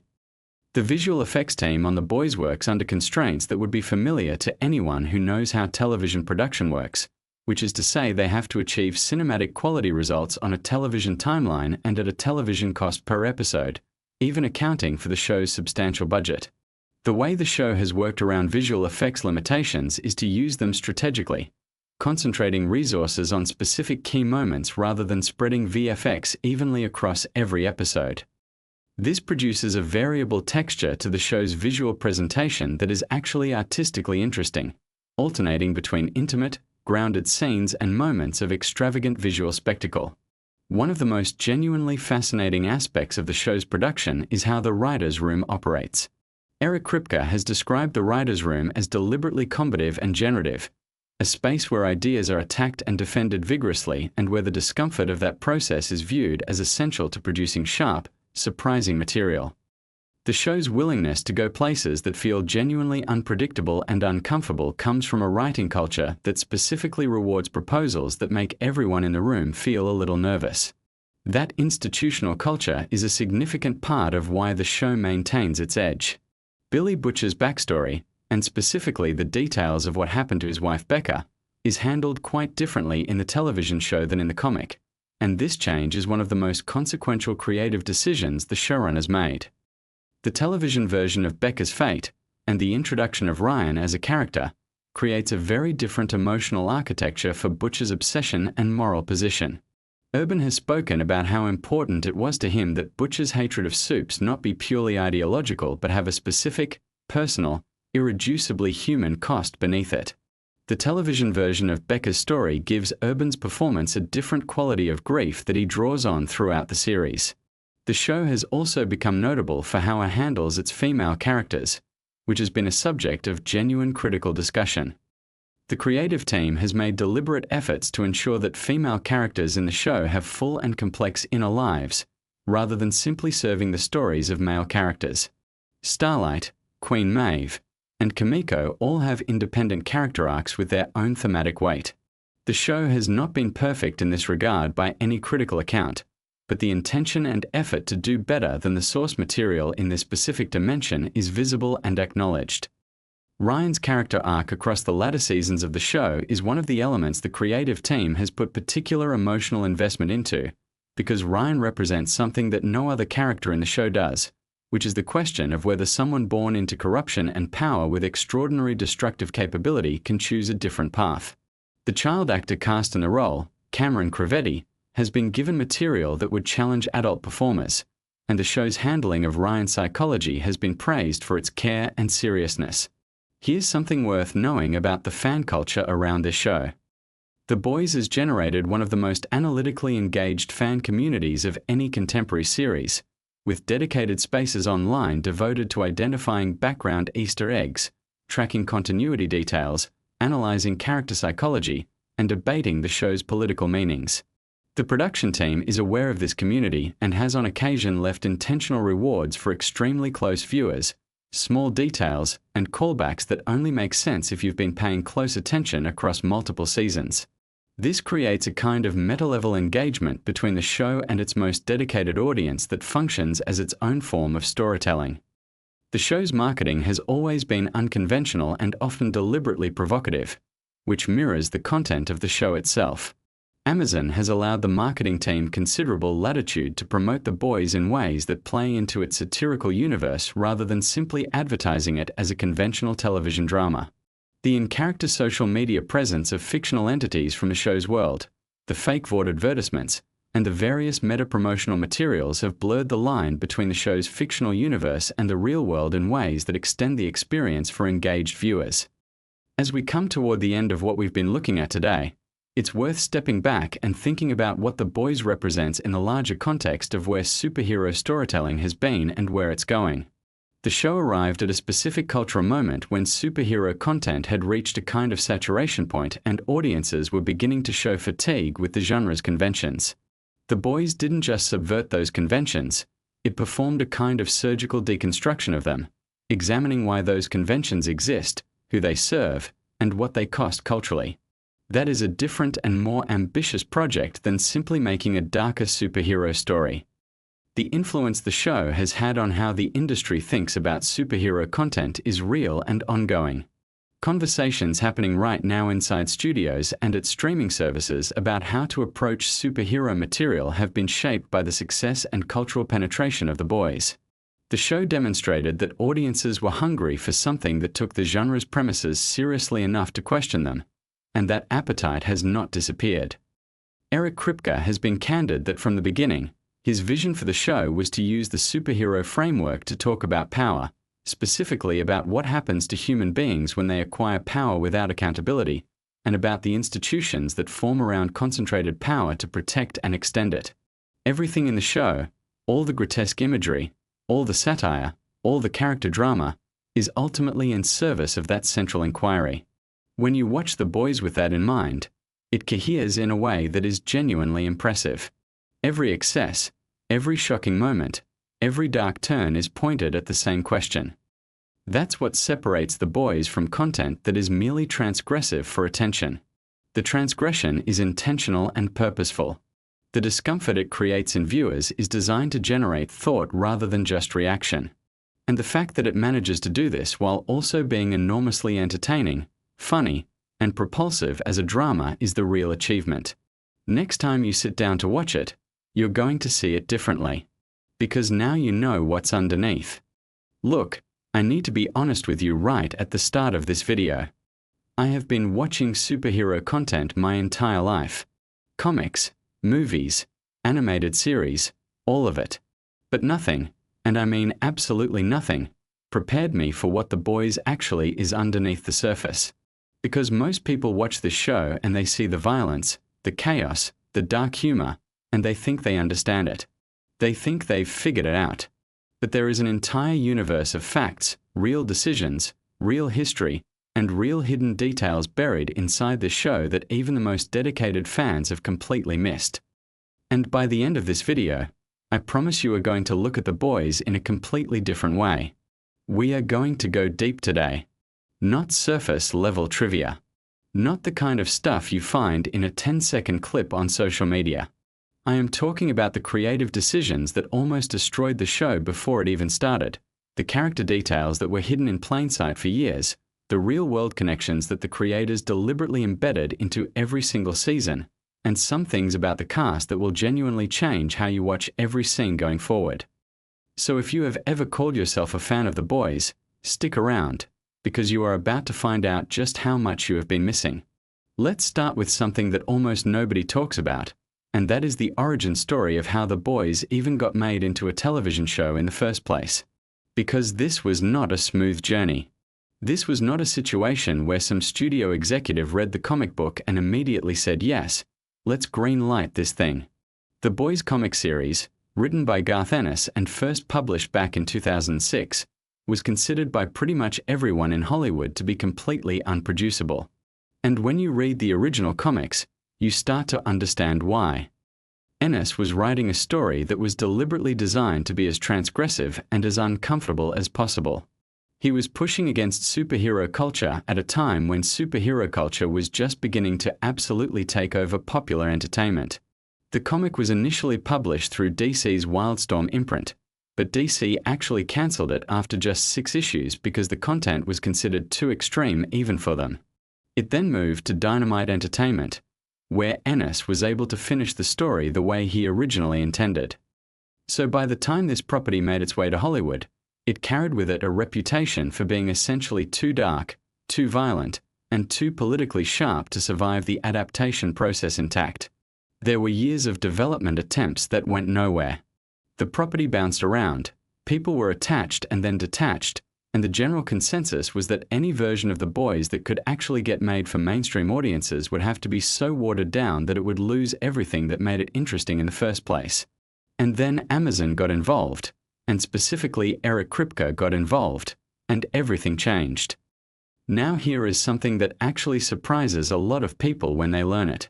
Eric Kripke, the showrunner and the person most responsible for what The Boys became on screen, was the creator of Supernatural. That show ran for 15 seasons on the CW and was a very different kind of television. But what Kripke brought to The Boys was this deep understanding of how to balance genuine darkness with character work that makes audiences actually care about the people they are watching.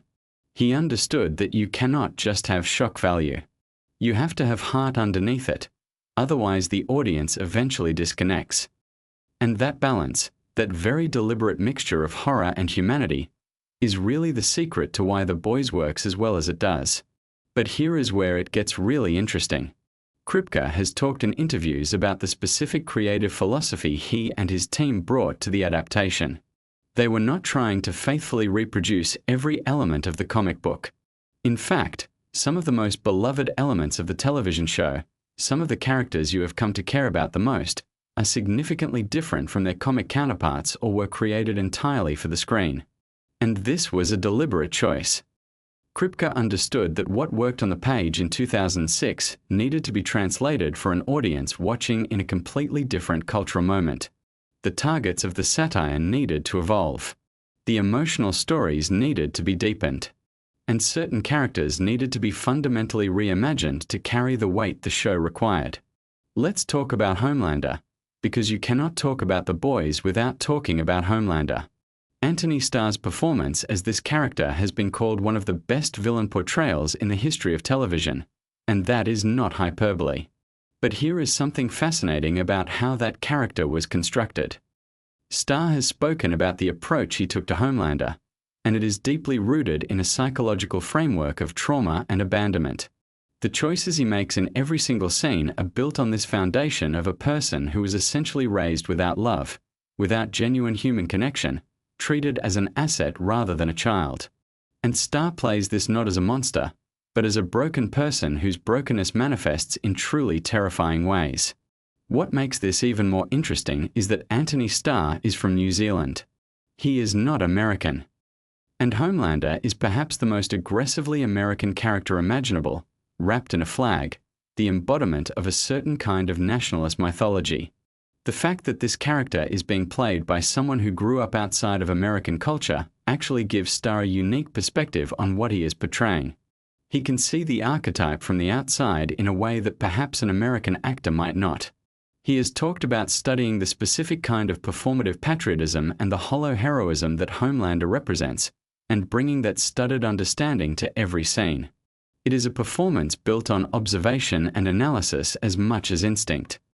And then there is the relationship between Homelander and Stormfront in Season 2, which was one of the most deliberately provocative storytelling choices the show has ever made. The decision to frame that relationship as a kind of toxic romance between two characters who represent very specific and very dangerous ideological positions was not accidental. The writers were drawing direct parallels to the way extremist ideologies can be packaged attractively, how they can be made to seem exciting and even romantic before revealing their true nature. That is a specific, intentional message embedded in the narrative, and the fact that most casual viewers experienced it primarily as a dramatic storyline rather than as explicit political commentary is actually a testament to how skillfully it was executed.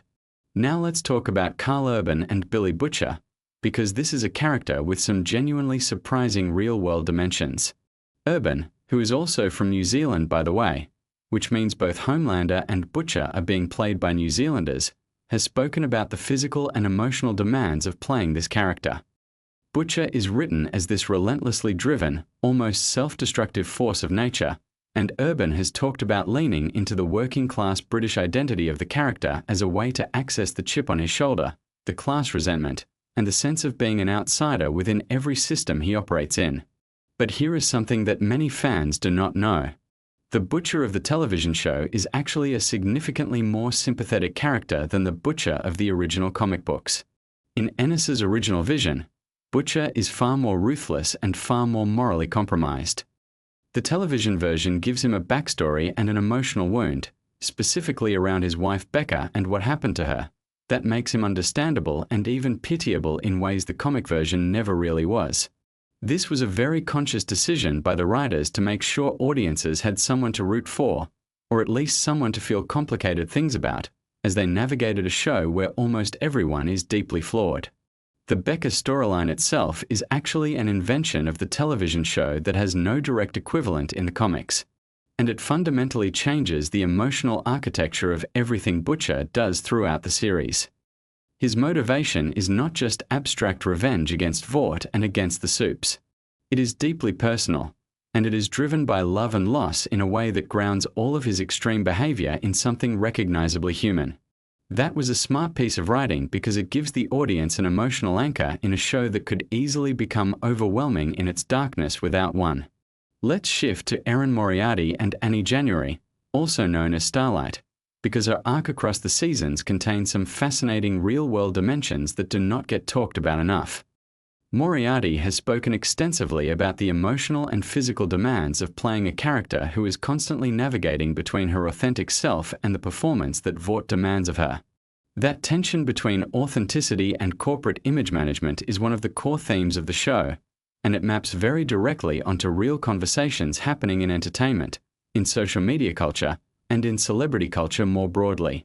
What is interesting about Starlight is that she was conceived from the beginning as the audience's entry point into the world.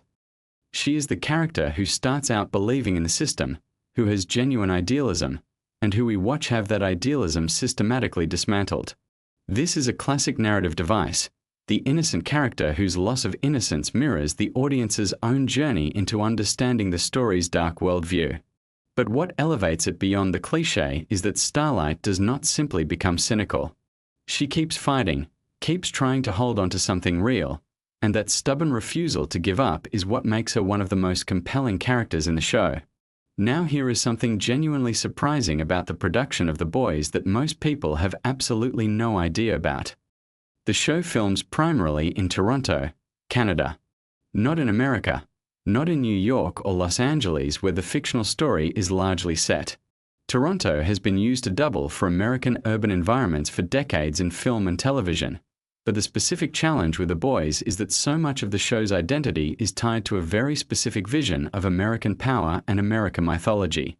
The production design team has to work incredibly hard to strip Toronto of its very recognizable Canadian visual identity and transform it into this heightened, slightly distorted vision of American corporate and superhero culture. There is actually a whole layer of the show that is built on this distortion idea. Vought Tower, the corporate headquarters of the superhero industrial complex in the show, is designed to be recognizable and yet slightly wrong in the way that the show's entire vision of America is recognizable and slightly wrong. The production designers have talked about wanting everything in Vaught's world to feel like it is just a few degrees off from reality, just exaggerated enough to be satirical without being so exaggerated that it loses its sting. Because satire only works when the thing being satirized is close enough to reality that the comparison lands. Speaking of Vought and corporate power, let's talk about one of the most underappreciated aspects of the show, which is how it functions as a critique of media and entertainment specifically, not just of superheroes in general. Vought is not just a company that makes superheroes. It is a media company, an entertainment company, a public relations machine. And the show is absolutely saturated with commentary about how media shapes perception, how stories can be manufactured and weaponized, how the line between heroism and marketing has essentially ceased to exist. This is directly connected to real conversations happening right now about the entertainment industry, about streaming culture, about how platforms like the one that broadcasts The Boys actually operate. There is a very deliberate and very ironic quality to the fact that The Boys, a show that is deeply critical of corporate media and corporate control of narrative, is itself a massive corporate streaming product. Kripke and his team are aware of this irony and have leaned into it in various ways throughout the show's run. It adds a layer of self-awareness that sophisticated viewers find genuinely rewarding. The Seven, the superhero team at the center of the show, were designed to function as a dark mirror of the Justice League. Every member of the Seven has an analog in DC Comics, and those parallels are not subtle. Homelander is Superman corrupted. Queen Maeve is Wonder Woman worn down by compromise. A-Train is the Flash consumed by insecurity and addiction. The Deep is Aquaman played as a figure of comedic humiliation. Black Noir is Batman stripped of the heroic mythology. These are deliberate design choices meant to force the audience to look at the superhero archetypes they love and ask what those archetypes would actually look like if they existed in the real world. And here is the fascinating thing about Black Noir specifically, because that character has one of the most interesting evolutions in the entire show. In the early seasons, Black Noir functions almost entirely as a silent, terrifying presence, an enigma. And the show's writers use that mystery very deliberately to build dread around the character. The eventual revelations about Black Noir's backstory and inner life represent one of the show's most surprising emotional pivots, taking what seemed like a straightforward menacing figure and revealing layers of tragedy underneath. The creative team has talked about this as an example of the show's broader strategy of hiding genuine emotional complexity inside characters who initially appear to be one-dimensional. Let's talk about the music in The Boys, because this is an element that does not get nearly enough attention, and yet it is one of the most carefully considered aspects of the production. The show uses licensed music in a very specific way, choosing songs that create ironic contrast with what is happening on screen. This technique is not new in film and television. Kubrick was doing it, Scorsese was doing it, but The Boys deploys it with a consistency and a precision that has become one of its most recognizable signatures. The decision to pair extreme violence or corporate horror with cheerful, familiar pop songs does something very specific psychologically to the viewer. It creates a kind of cognitive dissonance that is actually a core part of the show's message. The comfort we feel when we hear familiar music is being deliberately disrupted by the visual content, and that disruption mirrors exactly what the show wants us to feel about the larger cultural landscape it is depicting. The things that are packaged as comforting and familiar, including heroism, patriotism, and entertainment itself, contain something deeply disturbing underneath. The music choices are not just aesthetic. They are thematic. Now let me tell you something about Jensen Ackles and his addition to the show in Season 3 as Soldier Boy, because this is where things get genuinely fascinating on multiple levels. Ackles, of course, worked with Kripke for 15 years on Supernatural, playing Dean Winchester. So when he was cast in The Boys, there was already a deep professional and personal relationship between the actor and the showrunner. But here is what is interesting about how Soldier Boy was constructed. Soldier Boy is in some ways an even more pointed satirical creation than Homelander, because he represents a specific nostalgia, a longing for an imagined golden age of heroism that was never actually golden at all. He is a product of World War II era mythology, the greatest generation narrative, the idea that there was a time when heroism was simple and pure and unambiguous. And the show systematically demolishes that idea. The contrast between the legend of Soldier Boy and the actual reality of who he is and what he did forms one of the show's sharpest and most interesting critiques of historical nostalgia. Ackles has talked about the physical preparation required for the role and also about the challenge of playing someone who is genuinely from a different era, who has been essentially frozen in his worldview and then thawed out into a present that he finds bewildering and contemptible. There is real comedy in that fish-out-of-water dimension of the character, but there is also real tragedy, because Soldier Boy is ultimately a person who is forged in a specific historical moment and cannot adapt beyond it. That inflexibility is presented as both dangerous and pathetic, which is a very precise satirical point. Here is something that genuinely blows people's minds when they first hear it. The training and physical preparation that the cast goes through for this show is extraordinary. Not just in the conventional action hero sense of building muscle and learning fight choreography, although that is certainly part of it. But the specific challenge of performing superpowered characters requires an enormous amount of work on how to move and hold your body in ways that suggest power that exists beyond normal human limits. Anthony Starr has talked about working with movement coaches specifically to develop Homelander's physical vocabulary, the way he occupies space, the way he enters rooms, the way his stillness can be more threatening than any action. This physical dimension of the performance extends to the flying sequences, which involve extensive work with wire rigs and green screen that then has to be seamlessly integrated in post-production. The technology involved in making the superhero powers look believable in the show's heightened realistic aesthetic is genuinely cutting edge, because unlike traditional superhero films, The Boys is trying to make powers look plausible in a world that otherwise resembles our own, which is actually a harder technical challenge than making them look spectacular in a world that is already fantastical. Let me now tell you about something in the writing room that has shaped the show in ways most viewers never consciously register. Kripke has assembled a writing team that brings a very specific set of cultural obsessions and political perspectives to the work. The show has writers who come from backgrounds in political comedy, in drama, in horror, and the way these different sensibilities interact in the room is directly visible in the final product. The Boys is genuinely unusual as a television show in that it can operate simultaneously as sharp political satire, as genuinely affecting emotional drama, and as a horror show with sequences that are legitimately disturbing. The writers have talked about the challenge of maintaining tonal consistency when you are working across such a wide range across a single episode. One scene might be darkly comedic, the next emotionally devastating, the next horrifying, and the challenge is making sure those transitions feel organic rather than jarring. The degree to which the show succeeds at this is really a product of those writers understanding the underlying thematic logic that unifies all those different registers. Because when you understand what the show is actually about, all the different tonal registers make sense as part of a coherent vision. Now let's talk about the character development of the Deep, because Chase Crawford's performance in this role is one of the show's most underrated achievements. The Deep starts out as a figure of contempt, a vain and entitled mediocrity who holds power he has not earned and uses that power abusively. And the show does something genuinely risky with this character across its seasons, which is to make his humiliation and his attempts at redemption genuinely pathetic and yet somehow still sympathetic. You do not forgive the Deep. The show does not ask you to. But you begin to understand him, and that understanding is a kind of dark comedy that Crawford plays with remarkable precision. Crawford has talked about drawing on the specifically coastal elite dimension of the character, the kind of person who has always been handed things and then is completely lost when those things are taken away. There is a very specific American archetype there, the person whose identity is entirely constructed from status and who has nothing underneath when the status disappears.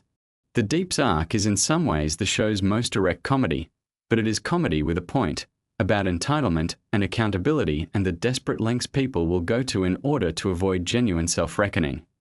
One of the most fascinating creative decisions in the history of the show involves a scene from Season 1 that has become probably the single most talked about and written about sequence in the entire series.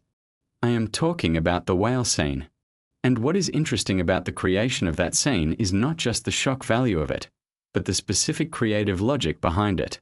The writers have talked about how certain scenes in the show are designed to function as gauntlets, as moments that test whether the audience is truly committed to what the show is doing. If you can make it through the whale scene, you have signed on for the full experience. You have accepted the show's terms. This is actually a sophisticated storytelling technique borrowed from literary fiction, where certain passages serve as filters, separating readers who are genuinely engaged from those who are just along for the ride. The most memorable and extreme moments in The Boys are not gratuitous in the sense of being purposeless. They are always serving either a thematic function or a character function or both. And the creative team is very clear about that distinction. The violence and the extreme content are tools, and like any tool, they are only as good as the craftsmanship with which they are used. Let's talk about something that is genuinely important to understand about the show's relationship with its audience and with its cultural moment. The Boys arrived at a very specific time in the history of superhero entertainment. The Marvel Cinematic Universe was at the absolute peak of its cultural dominance when The Boys launched in 2019. The cultural conversation about superheroes was overwhelmingly positive and celebratory. And into that conversation, The Boys dropped like a grenade. But here is what is really interesting. The show has never been simply anti-superhero. It is not nihilistic about the genre. What it is doing is more sophisticated than that. It is asking what these stories actually mean, what values they reinforce, who they serve, and what they might be distracting us from. Those are legitimate questions, and the fact that The Boys asks them through entertainment, through extremely watchable, extremely well-made television, is precisely why it has had the cultural impact it has. It reaches people who might tune out a lecture but who will absolutely keep watching to find out what happens next. The show's engagement with real-world political events is something the writers have navigated very carefully and very deliberately. Events in the real world have a habit of catching up with the show's fictional scenarios in ways that are sometimes startling. Kripke has talked about moments where the writer's room was working on storylines that then became eerily resonant with actual news events, and the challenge of deciding whether to lean into that resonance or to recalibrate to avoid seeming exploitative.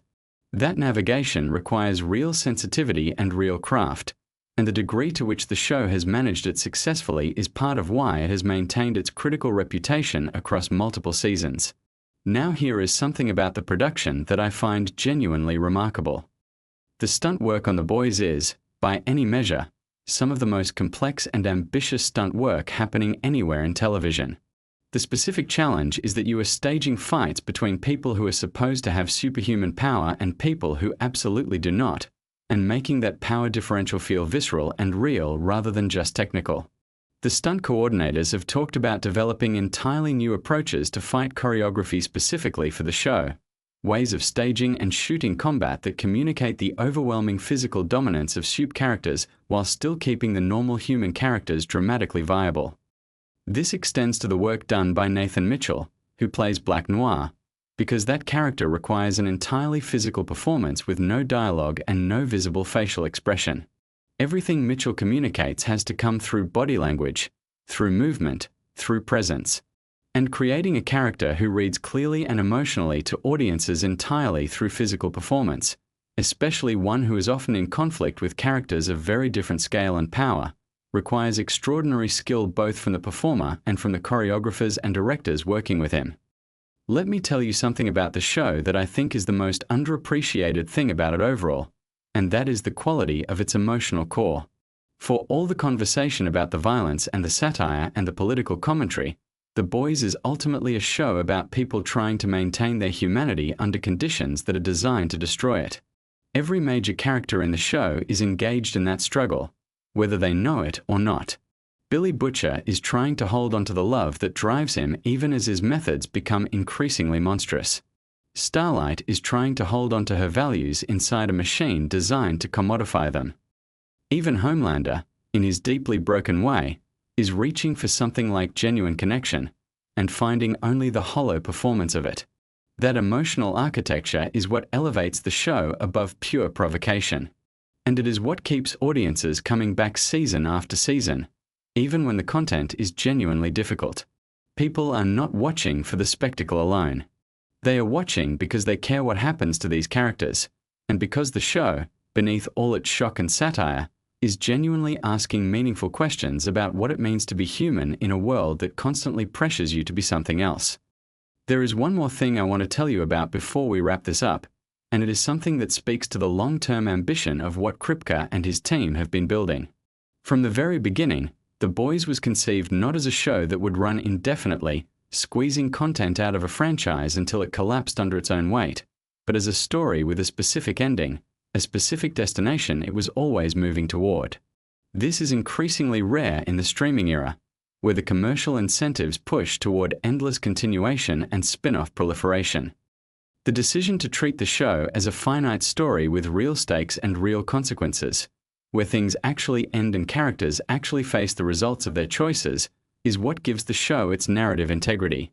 That commitment to ending, to meaning, to the idea that stories should arrive somewhere rather than just continue forever, is reflected in every creative decision the show makes. The willingness to do irreversible things, to change the status quo in ways that cannot be walked back, to let characters be genuinely lost, is directly connected to the show's awareness that it is building toward something. And that awareness, that sense of purpose and direction, is something audiences feel even when they cannot articulate it. It is the difference between a show that holds your attention and a show that earns it. So the next time you sit down to watch The Boys, I want you to carry some of this with you. Think about the New Zealanders playing the most American archetypes imaginable. Think about the music choices and what they are telling you. Think about the specific emotional wounds that drive every character's choices. Think about the satirical precision underneath all the chaos. Because this show is built with more care and more intention than almost anything else on television right now. And now that you know what to look for, you are going to see it everywhere. If this video gave you something new to think about, hit that like button and let me know in the comments which of these facts genuinely surprised you the most.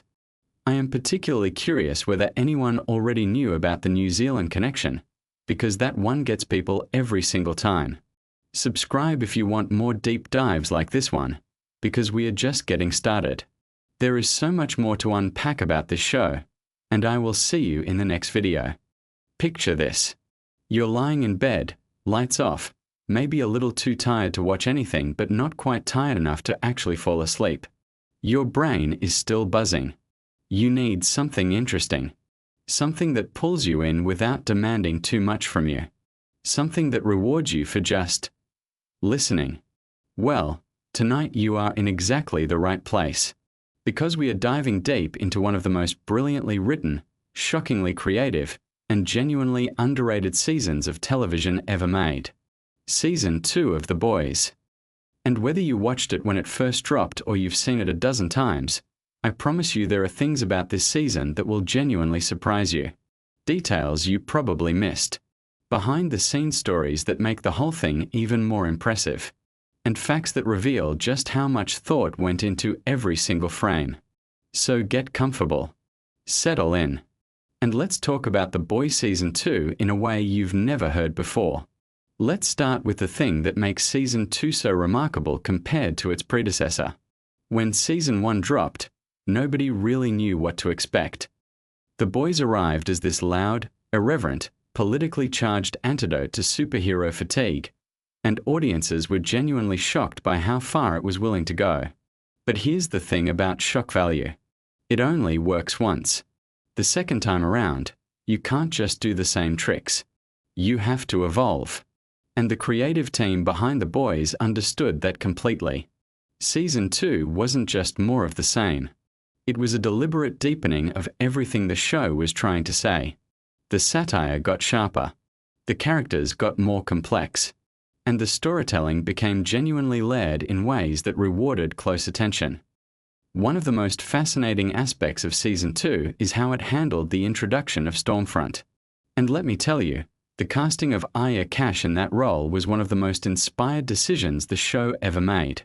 Before The Boys, Aya Cash was perhaps best known for her comedic work, and that background turned out to be absolutely crucial to how the character worked. Stormfront is terrifying precisely because she's charming. She's funny. She's relatable. She speaks in this casual, internet-savvy language that makes her feel like someone you might actually follow on social media. And that is the point. The show was using her character to make a very specific and very pointed argument about how modern extremism operates. It doesn't announce itself with a red flag and a manifesto. It comes wrapped in humor and charisma and relatability. The fact that Aya Cash could deliver that performance with such precision while also making it feel completely natural is genuinely extraordinary. Now here's something that might genuinely surprise you. The character of Stormfront in the original comic books is actually a male character. A fairly straightforward neo-Nazi villain without the kind of complexity or social commentary layered into the television version.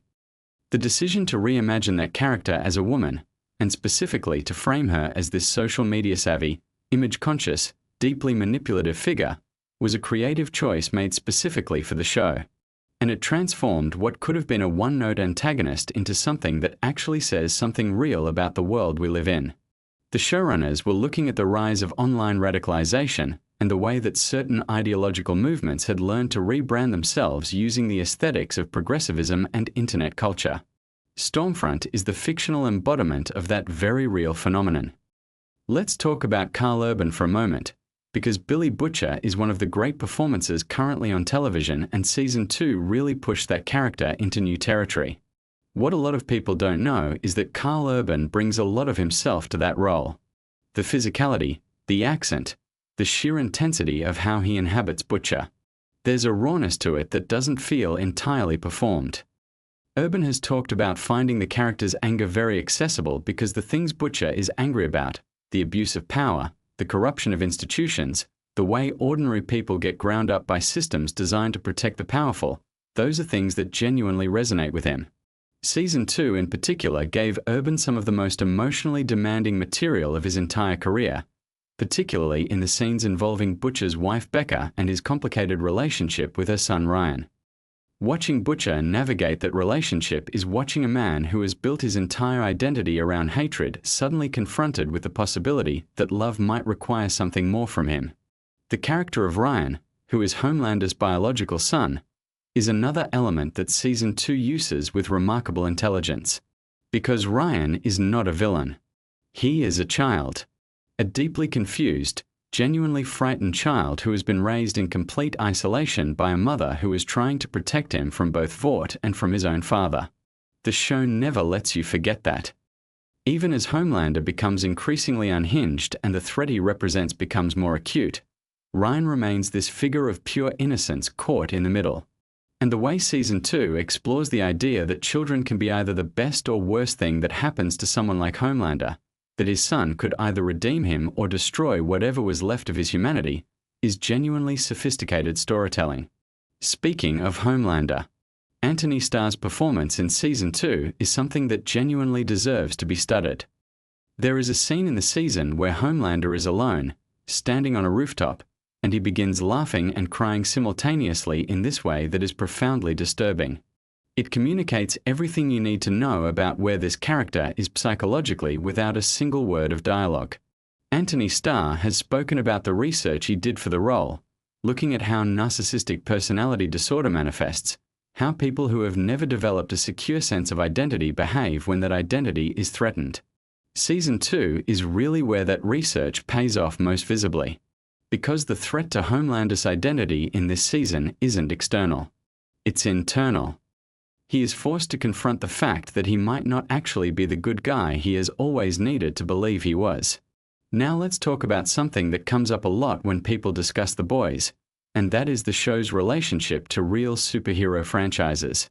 The satire is obviously pointed at the MCU and DCU in general terms, but Season 2 gets quite specific. The idea of superheroes being used to justify military intervention, the manipulation of public perception around supers being deployed overseas, the congressional hearings about superhero accountability, all of this is clearly in conversation with real debates that were happening in American political culture at the time. And the show doesn't pretend to be neutral about any of it. The Boys has a point of view, and Season 2 sharpens that point of view considerably. The superheroes in this show are not metaphors for something vague. They are very specific metaphors for corporate power, for the military-industrial complex, for media manipulation, and for the way celebrity culture insulates the powerful from accountability. Here's a fascinating production detail that most viewers have no idea about. The show films primarily in Toronto, Canada, not in the United States. And yet it needs to convincingly depict New York City, various American small towns, government buildings, and corporate headquarters. The production design team on The Boys is working at an extraordinarily high level to make Toronto stand in for all of these locations, and Season 2 in particular required some incredibly creative problem-solving to pull off certain key sequences. The city of Toronto and its surrounding areas have a remarkable flexibility as a filming location, but matching the specific visual language of New York requires a level of attention to detail that the show's crew has become almost legendary for delivering. Let's shift to talking about Deep, because the arc that Chase Crawford is given in Season 2 is one of the most underrated storytelling choices the entire show has made. Deep was introduced in Season 1 as a fairly simple villain, a harasser who uses his position of power to exploit women and faces no consequences. Season 2 recontextualizes that character in a genuinely unexpected way. It doesn't excuse what he did, not even slightly, but it does explore the psychology of how someone ends up becoming that kind of person. The Church of the Collective subplot, which is clearly modeled on Scientology, is used to examine how predatory organizations exploit people who are already damaged, who are already desperate for belonging and validation. Deep is pathetic in Season 2, and that is precisely the point. The show is asking you to understand him without asking you to forgive him. The Gills scene. If you know, you know. And if you don't know, you're in for quite a surprise. There is a scene in Season 2 involving Deep's Gills that is among the most audacious, genuinely strange pieces of television I've ever encountered. It manages to be simultaneously absurd and emotionally sincere, which is a combination almost no other show has ever successfully achieved. What's remarkable about that scene is that it actually advances the character. It's not shock for shock's sake. The scene is about Deep confronting his own body, his own identity, his own sense of self-worth, through this deeply weird lens. The fact that the writers found a way to use something so bizarre to say something genuine about body image and self-acceptance is a testament to how carefully the show is actually constructed. Now let me tell you something about the writing process for Season 2 that really illuminates why the season feels so cohesive. The writer's room for The Boys operates somewhat differently from many other prestige television shows. Showrunner Eric Kripke, who also created Supernatural, has talked about the importance of having writers in the room who come from very different political and cultural backgrounds. The show doesn't want an echo chamber. It wants genuine debate about what the satire should be targeting, how far to push things, what actually constitutes meaningful commentary versus mere provocation.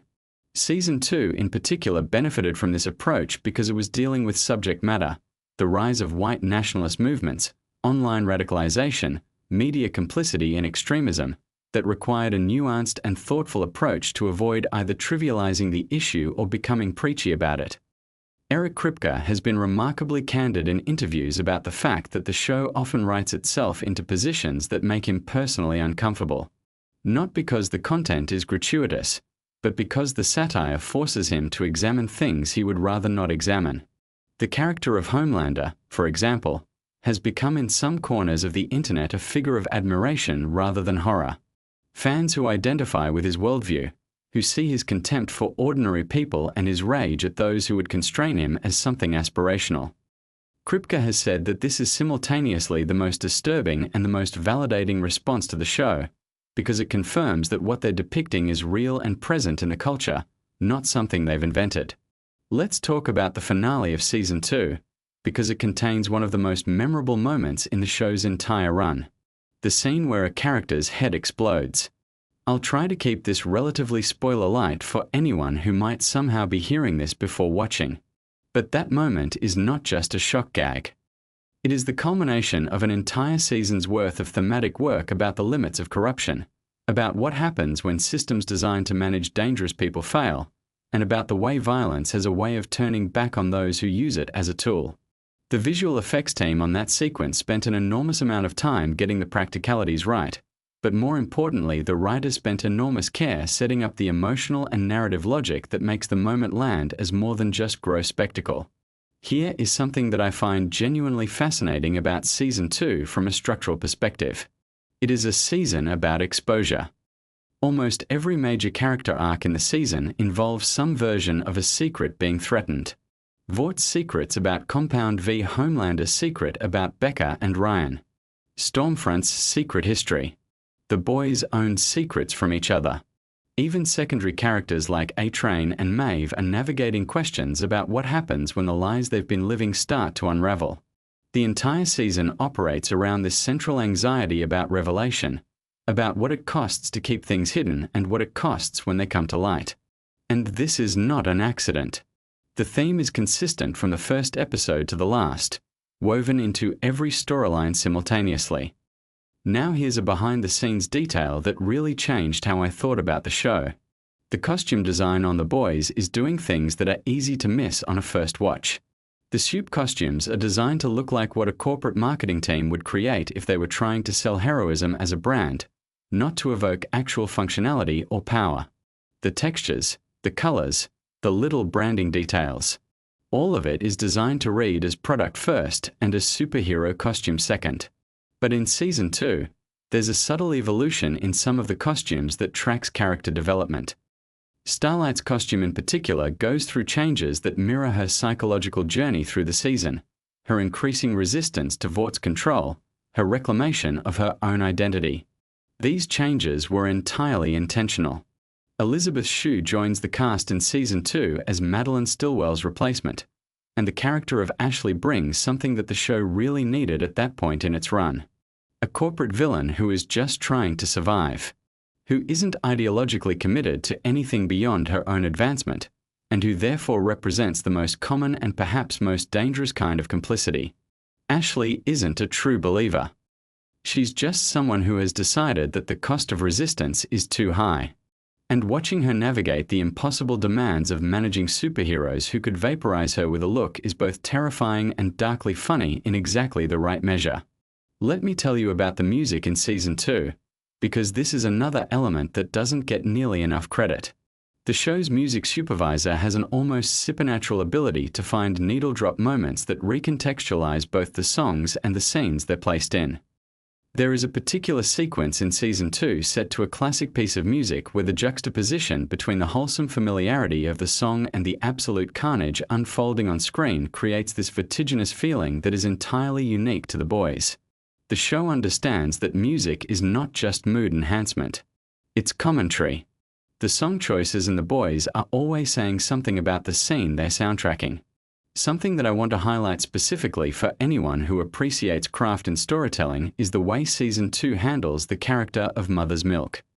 Laz Alonso gets some of the best material of his career in this season, and what makes it work is the tension between MM's desperate need for order and control, his meticulous, careful, methodical approach to everything, and the absolute chaos that defines his life as part of the boys. Season 2 gives him a family subplot that grounds all of his psychological quirks in something emotionally real. His obsessive tendencies aren't played for comedy.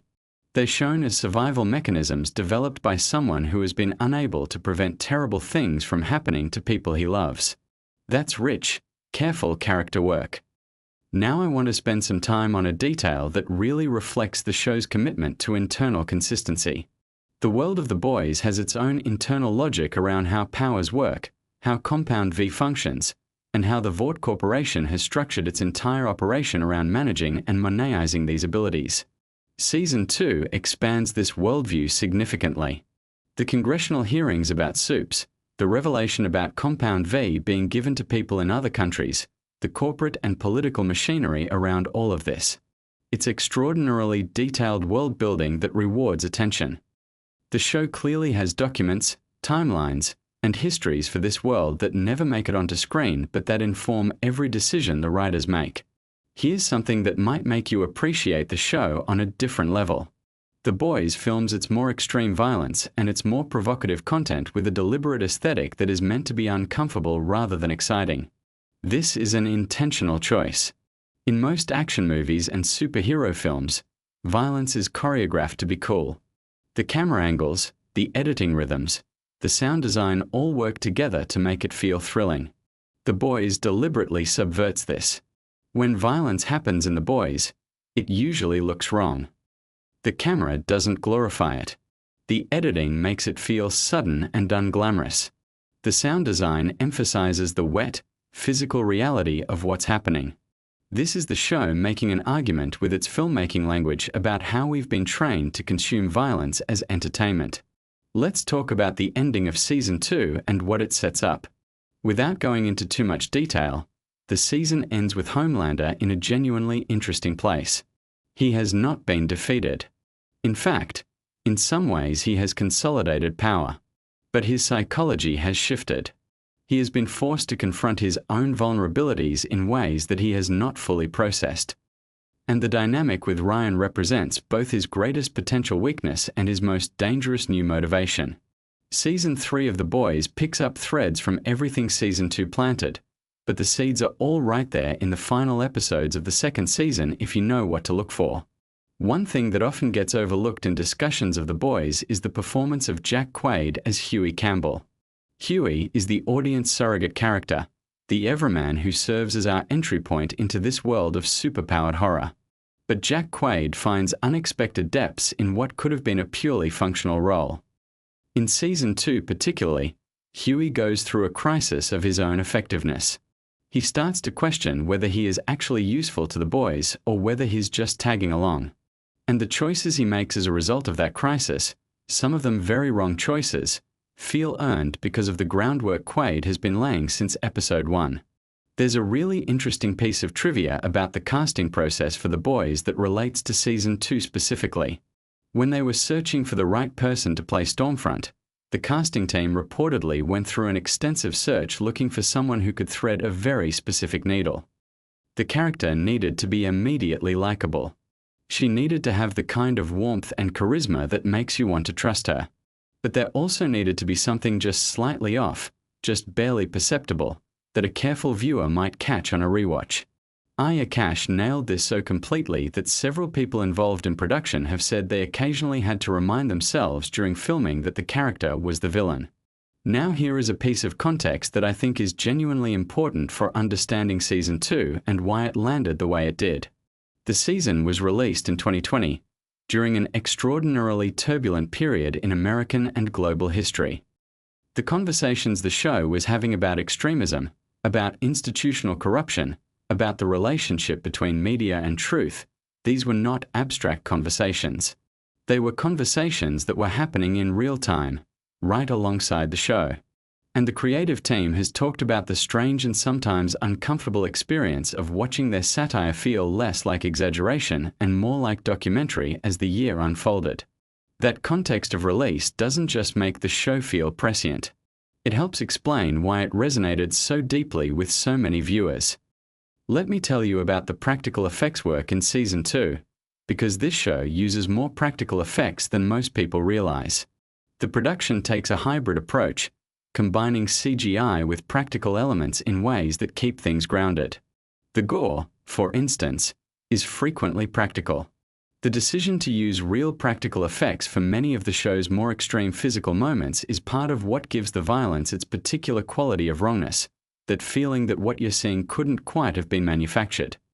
There's a texture to practical effects that CGI still struggles to replicate perfectly, and the production designer and special effects coordinator on The Boys have been quite deliberate about preserving that texture. Something worth discussing is how Season 2 handles the representation of trauma, particularly among its female characters. Season 1 was criticized in some quarters for how it depicted sexual violence, with some arguing that it was too explicit, that it was using assault as a plot device rather than engaging meaningfully with its consequences. Season 2 responds to that criticism in interesting ways.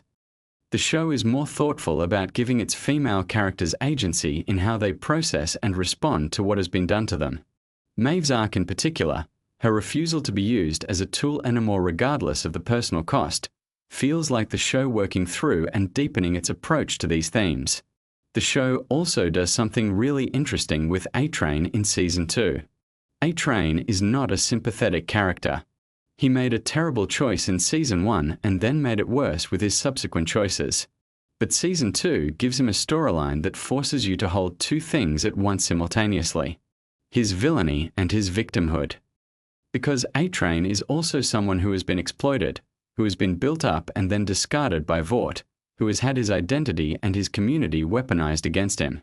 The show doesn't use this to forgive him, but it does use it to make the world feel more textured and real, because in the real world, people are frequently both.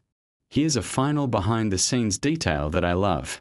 The script for the season finale was rewritten multiple times right up until filming began, and even after filming began, certain elements were adjusted based on what the cast was bringing to the material. The performers on this show, particularly Anthony Starr and Carl Urban, are doing things with their characters that consistently surprise the writers and push them to find new angles. Television at its best is a collaborative art form, and The Boys Season 2 is a really beautiful example of what happens when you put genuinely talented people in a room together and give them the freedom and the trust to follow the work wherever it leads. What makes The Boys Season 2 ultimately so enduring as a piece of television is that it takes its audience seriously. It doesn't talk down to you. It doesn't pretend the world is simpler than it is. It looks directly at some of the most complicated and uncomfortable aspects of contemporary culture, the way we manufacture heroes, the way we consume outrage, the way power insulates itself from consequence, and it finds a way to make all of that viscerally entertaining without blunting the critique. That combination is extraordinarily rare. Shows that are genuinely funny, genuinely scary, genuinely provocative, and genuinely thoughtful at the same time don't come along very often. And the fact that Season 2 managed to raise the bar set by an already excellent first season is the thing that really cements its legacy. It would have been so easy to simply do more of the same. More blood, more shock, more outrage. But instead, the show chose to do something harder and more interesting. It chose to grow, to complicate, to ask harder questions and resist easier answers. Season 2 is where The Boys became not just a great genre show, but an actually important piece of popular culture. Something that was genuinely in conversation with its moment in a way that very few things achieve. So the next time you're drifting off and you want something interesting to think about, something that rewards the way your brain works when it's just slightly untethered from the demands of full consciousness, think about Stormfront and what she says about how modern extremism sells itself. Think about Homelander crying and laughing on that rooftop and what that tells you about the psychology of people who never learn to be accountable.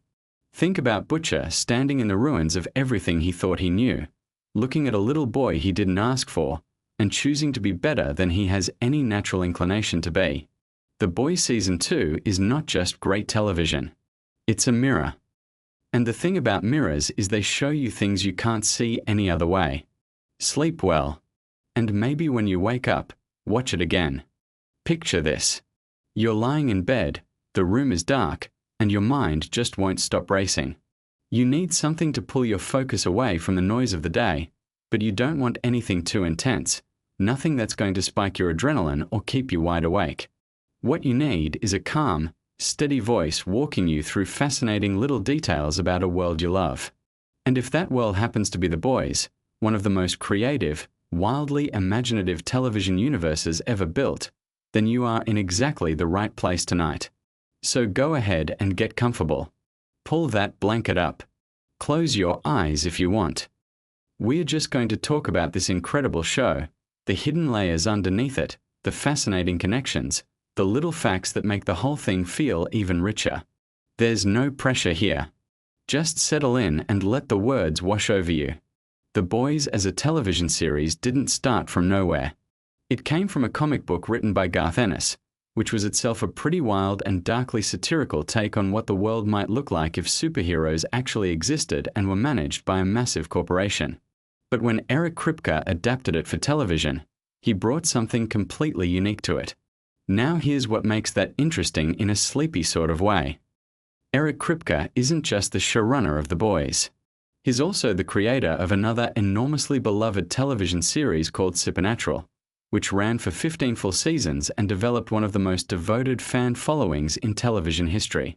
So when you watch The Boys, you are watching something created by the same mind that built that entire other universe. Two very different worlds, same creative fingerprint running through both of them. And because of that connection, The The Boys has quietly become something of a reunion place for actors who spent years working on Supernatural. Jensen Ackles, who plays the character Soldier Boy on The Boys, is probably the most famous example of this. He played one of the two lead characters on Supernatural for the entire run of the show. But he's not alone. Many of the actors and people involved in The Boys passed through Supernatural at some point along the way. This creates a kind of invisible thread that runs beneath the surface of The Boys, connecting it to all those years of supernatural storytelling. For fans who know both shows, watching The Boys sometimes feels like a homecoming in the most unexpected and wonderful way. Let's drift a little deeper into the world of Soldier Boy specifically, because his character is one of the most layered and quietly tragic figures in the entire show. On the surface, he comes across as a brutish relic from another era, a man out of time in the worst possible way, someone who holds onto outdated ideas and throws his weight around with zero self-awareness. But underneath that, there are these small, almost tender moments that keep slipping through. His relationship with Homelander, for instance, slowly develops into something that feels genuinely paternal, which is deeply ironic given how monstrous both of them can be. Watching two people who are essentially walking disasters find some kind of father and son connection is one of those things that only The Boys could pull off without it feeling absurd. Homelander himself is one of the most psychologically complex antagonists in recent television history, and there's something almost meditative about thinking through who he actually is when you strip away all the laser eyes and the cape. At his core, he is a deeply abandoned person. He grew up in a laboratory. He had no parents, no family, no genuine human connection. Everything he knows about love and belonging came from the outside world watching him from behind glass, or from a public that worships him without actually knowing him. And that worship became the thing he built his entire identity around. So when that worship feels threatened, or when someone gets close enough to make him feel something real, he can't handle it. The vulnerability terrifies him, and so he destroys it. There's something almost unbearably human about that, even though he is clearly portrayed as a villain. The show never lets you forget that monsters are made, not born. Now let's think about the corporation at the center of everything, Vought International. The writers built Vought as a satire of corporate America in the most elaborate and detailed way. They have their own media empire, their own film studio, their own product lines, their own political connections. They've essentially made superheroes into a brand, and that brand is worth more to them than anything else, including the actual human beings involved. The dark satirical twist is that this doesn't feel that far from reality. The way celebrity is managed, the way public image is constructed and protected, the way corporations will sacrifice individuals to preserve their reputation. The Boys takes all of that and just turns the volume up to an almost unbearable degree. And yet somehow, the closer you look at it, the more familiar it starts to feel. One of the quieter and more interesting creative choices the show makes is how it handles its in-universe media. There are advertisements, movies, news broadcasts, social media posts, merchandise, all existing within the world of the show as if this is just the normal backdrop of life. The in-universe film called Dawn of the Seven, for example, is treated within the show as a massive blockbuster production, with all the behind-the-scenes drama and ego conflicts you would expect from a real Hollywood production. This layering of fictional media within the show's already fictional world creates a strange depth to everything. You start to understand how these characters are perceived by the ordinary public who can't see what we see as the audience. The gap between public image and private reality is one of the central tensions the show keeps returning to again and again. Let's talk about the character of Sage for a moment, because she is one of the most quietly unsettling people in the entire series. She is presented as the smartest person alive, someone whose intelligence is so vast that it becomes its own kind of curse. Her backstory involves a grandmother who loved her, a medical establishment that dismissed her, and a grief that eventually curdled into something deeply cold. She doesn't want power for the reasons most people want power. She doesn't want fame or control or adoration. What she actually wants is to be left alone. And she has come to believe that the only way the world will ever leave her alone is if it essentially tears itself apart. That is a specific kind of nihilism that the show presents not as cartoonish villainy but as something that grew organically from real pain. It's disturbing precisely because you can trace the emotional logic of it even if the conclusion is monstrous. The reference the show makes to a famous episode of The Twilight Zone is particularly rich for those who catch it. In that old black and white episode, a bookworm who just wants peace and quiet to read survives a nuclear apocalypse and finally has all the time in the world to read every book he's ever wanted. And then his glasses break. It's one of the most heartbreaking ironic endings in all of classic television. The connection to Sage's plan in The Boys is genuinely clever, because it raises the same question. Even if she gets what she wants, even if the world burns and she's left in silence, will it actually give her what she's looking for? Or will there be some equally devastating irony waiting for her at the end? Now let's drift towards something a little lighter. The comedy in The Boys is something that deserves its own moment of appreciation. The show is technically a dark superhero satire, but it operates with a very specific comedic sensibility that goes far beyond simple parody. There are jokes layered inside jokes, cultural references folded into absurdist situations, and a willingness to go to places that most television writers would never dare approach. What keeps it from feeling gratuitous is that the comedy usually serves a purpose. The most outrageous moments are often also the most pointed criticisms of something real. The grossness is frequently the point. When something makes you recoil and laugh at the same time, you're being forced to confront your own reaction, which is exactly what good satire should do. Terra, Butcher's dog, is one of those details that the show uses with surprising emotional depth. On the surface, a dog who behaves exactly the way Terra behaves is just pure comedy. But within the context of the show, the dog represents something about Butcher himself. Butcher is a man who has burned almost every meaningful human connection in his life. He is abrasive and ruthless and self-destructive in ways that push people away. But the dog stays. The dog doesn't care about any of that. And the scenes between Butcher and Terra carry this quiet emotional weight that sneaks up on you if you let it. The show uses that animal connection to remind you that even the most damaged people have some corner of themselves where something soft still lives. The relationship between Kimiko and Frenchie is another one of those emotional cores that the show returns to throughout its run. Kimiko doesn't speak in the traditional sense for much of the series, and yet her relationship with Frenchie is one of the most communicative and emotionally alive connections in the whole show. They understand each other without words in ways that the more verbally expressive characters never quite manage. There's a tenderness between them that exists in contrast to all the violence surrounding them.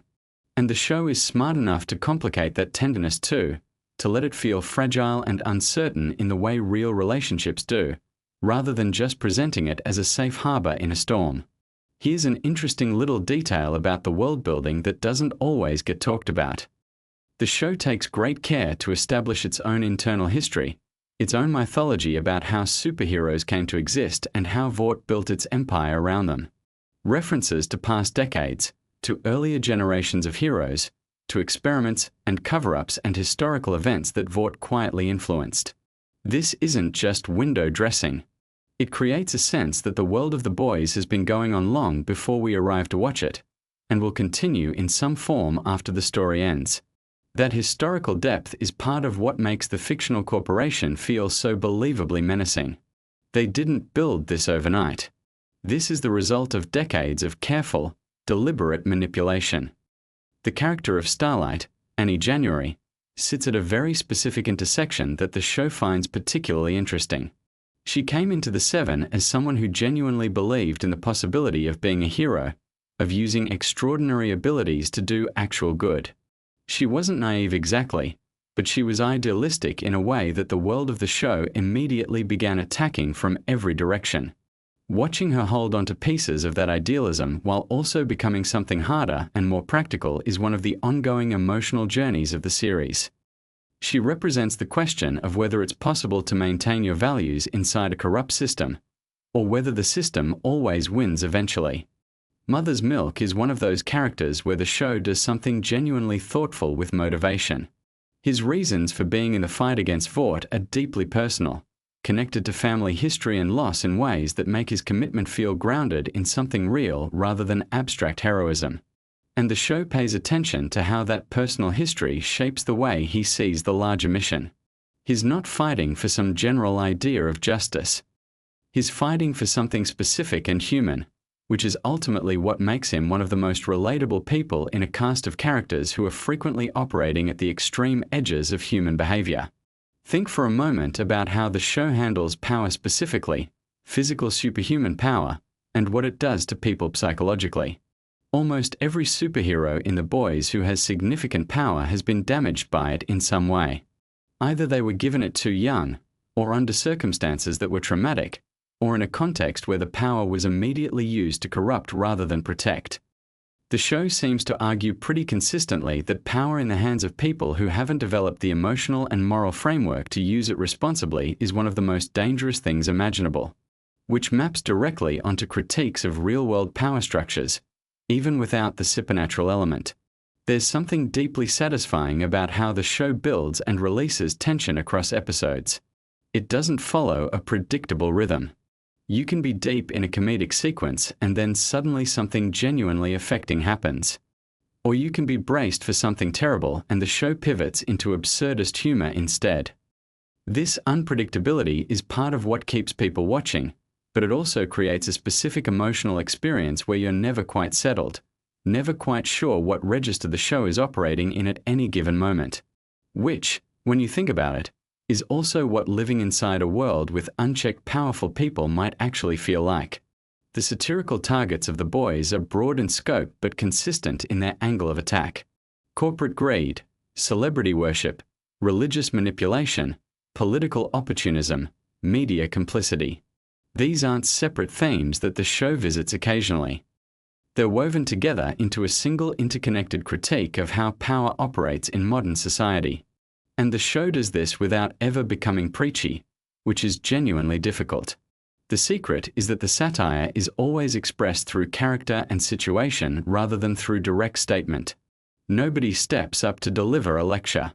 The critique lives in what happens, in the consequences characters face, in the gaps between what characters say and what they actually do. Let's close out this evening with the idea that makes The Boys perhaps most interesting as a thought experiment. The superheroes in this show are not heroes in any meaningful sense. They are celebrities who happen to have extraordinary abilities. The corporation treats them as products. The public treats them as gods.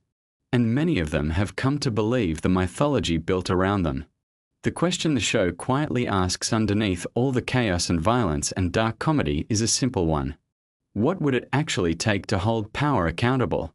And the answer the show keeps returning to is that it takes ordinary people refusing to stop, even when the cost is enormous, even when the odds are completely ridiculous, even when it seems like the forces aligned against them are simply too vast and too entrenched to ever be moved. That's not a comfortable answer. But it's an honest one. And on that note, you can let all of that settle gently into the back of your mind, into that place where the thoughts get quieter and the body gets heavier and the night wraps around you like something familiar and warm. There's nothing more to figure out tonight. The world of The Boys will still be there tomorrow, full of its wild characters and impossible situations and hidden layers waiting to be noticed. But right now, this moment is just for resting. So breathe slowly, let the thoughts drift off one by one, and drift gently into sleep knowing you've spent these quiet minutes well.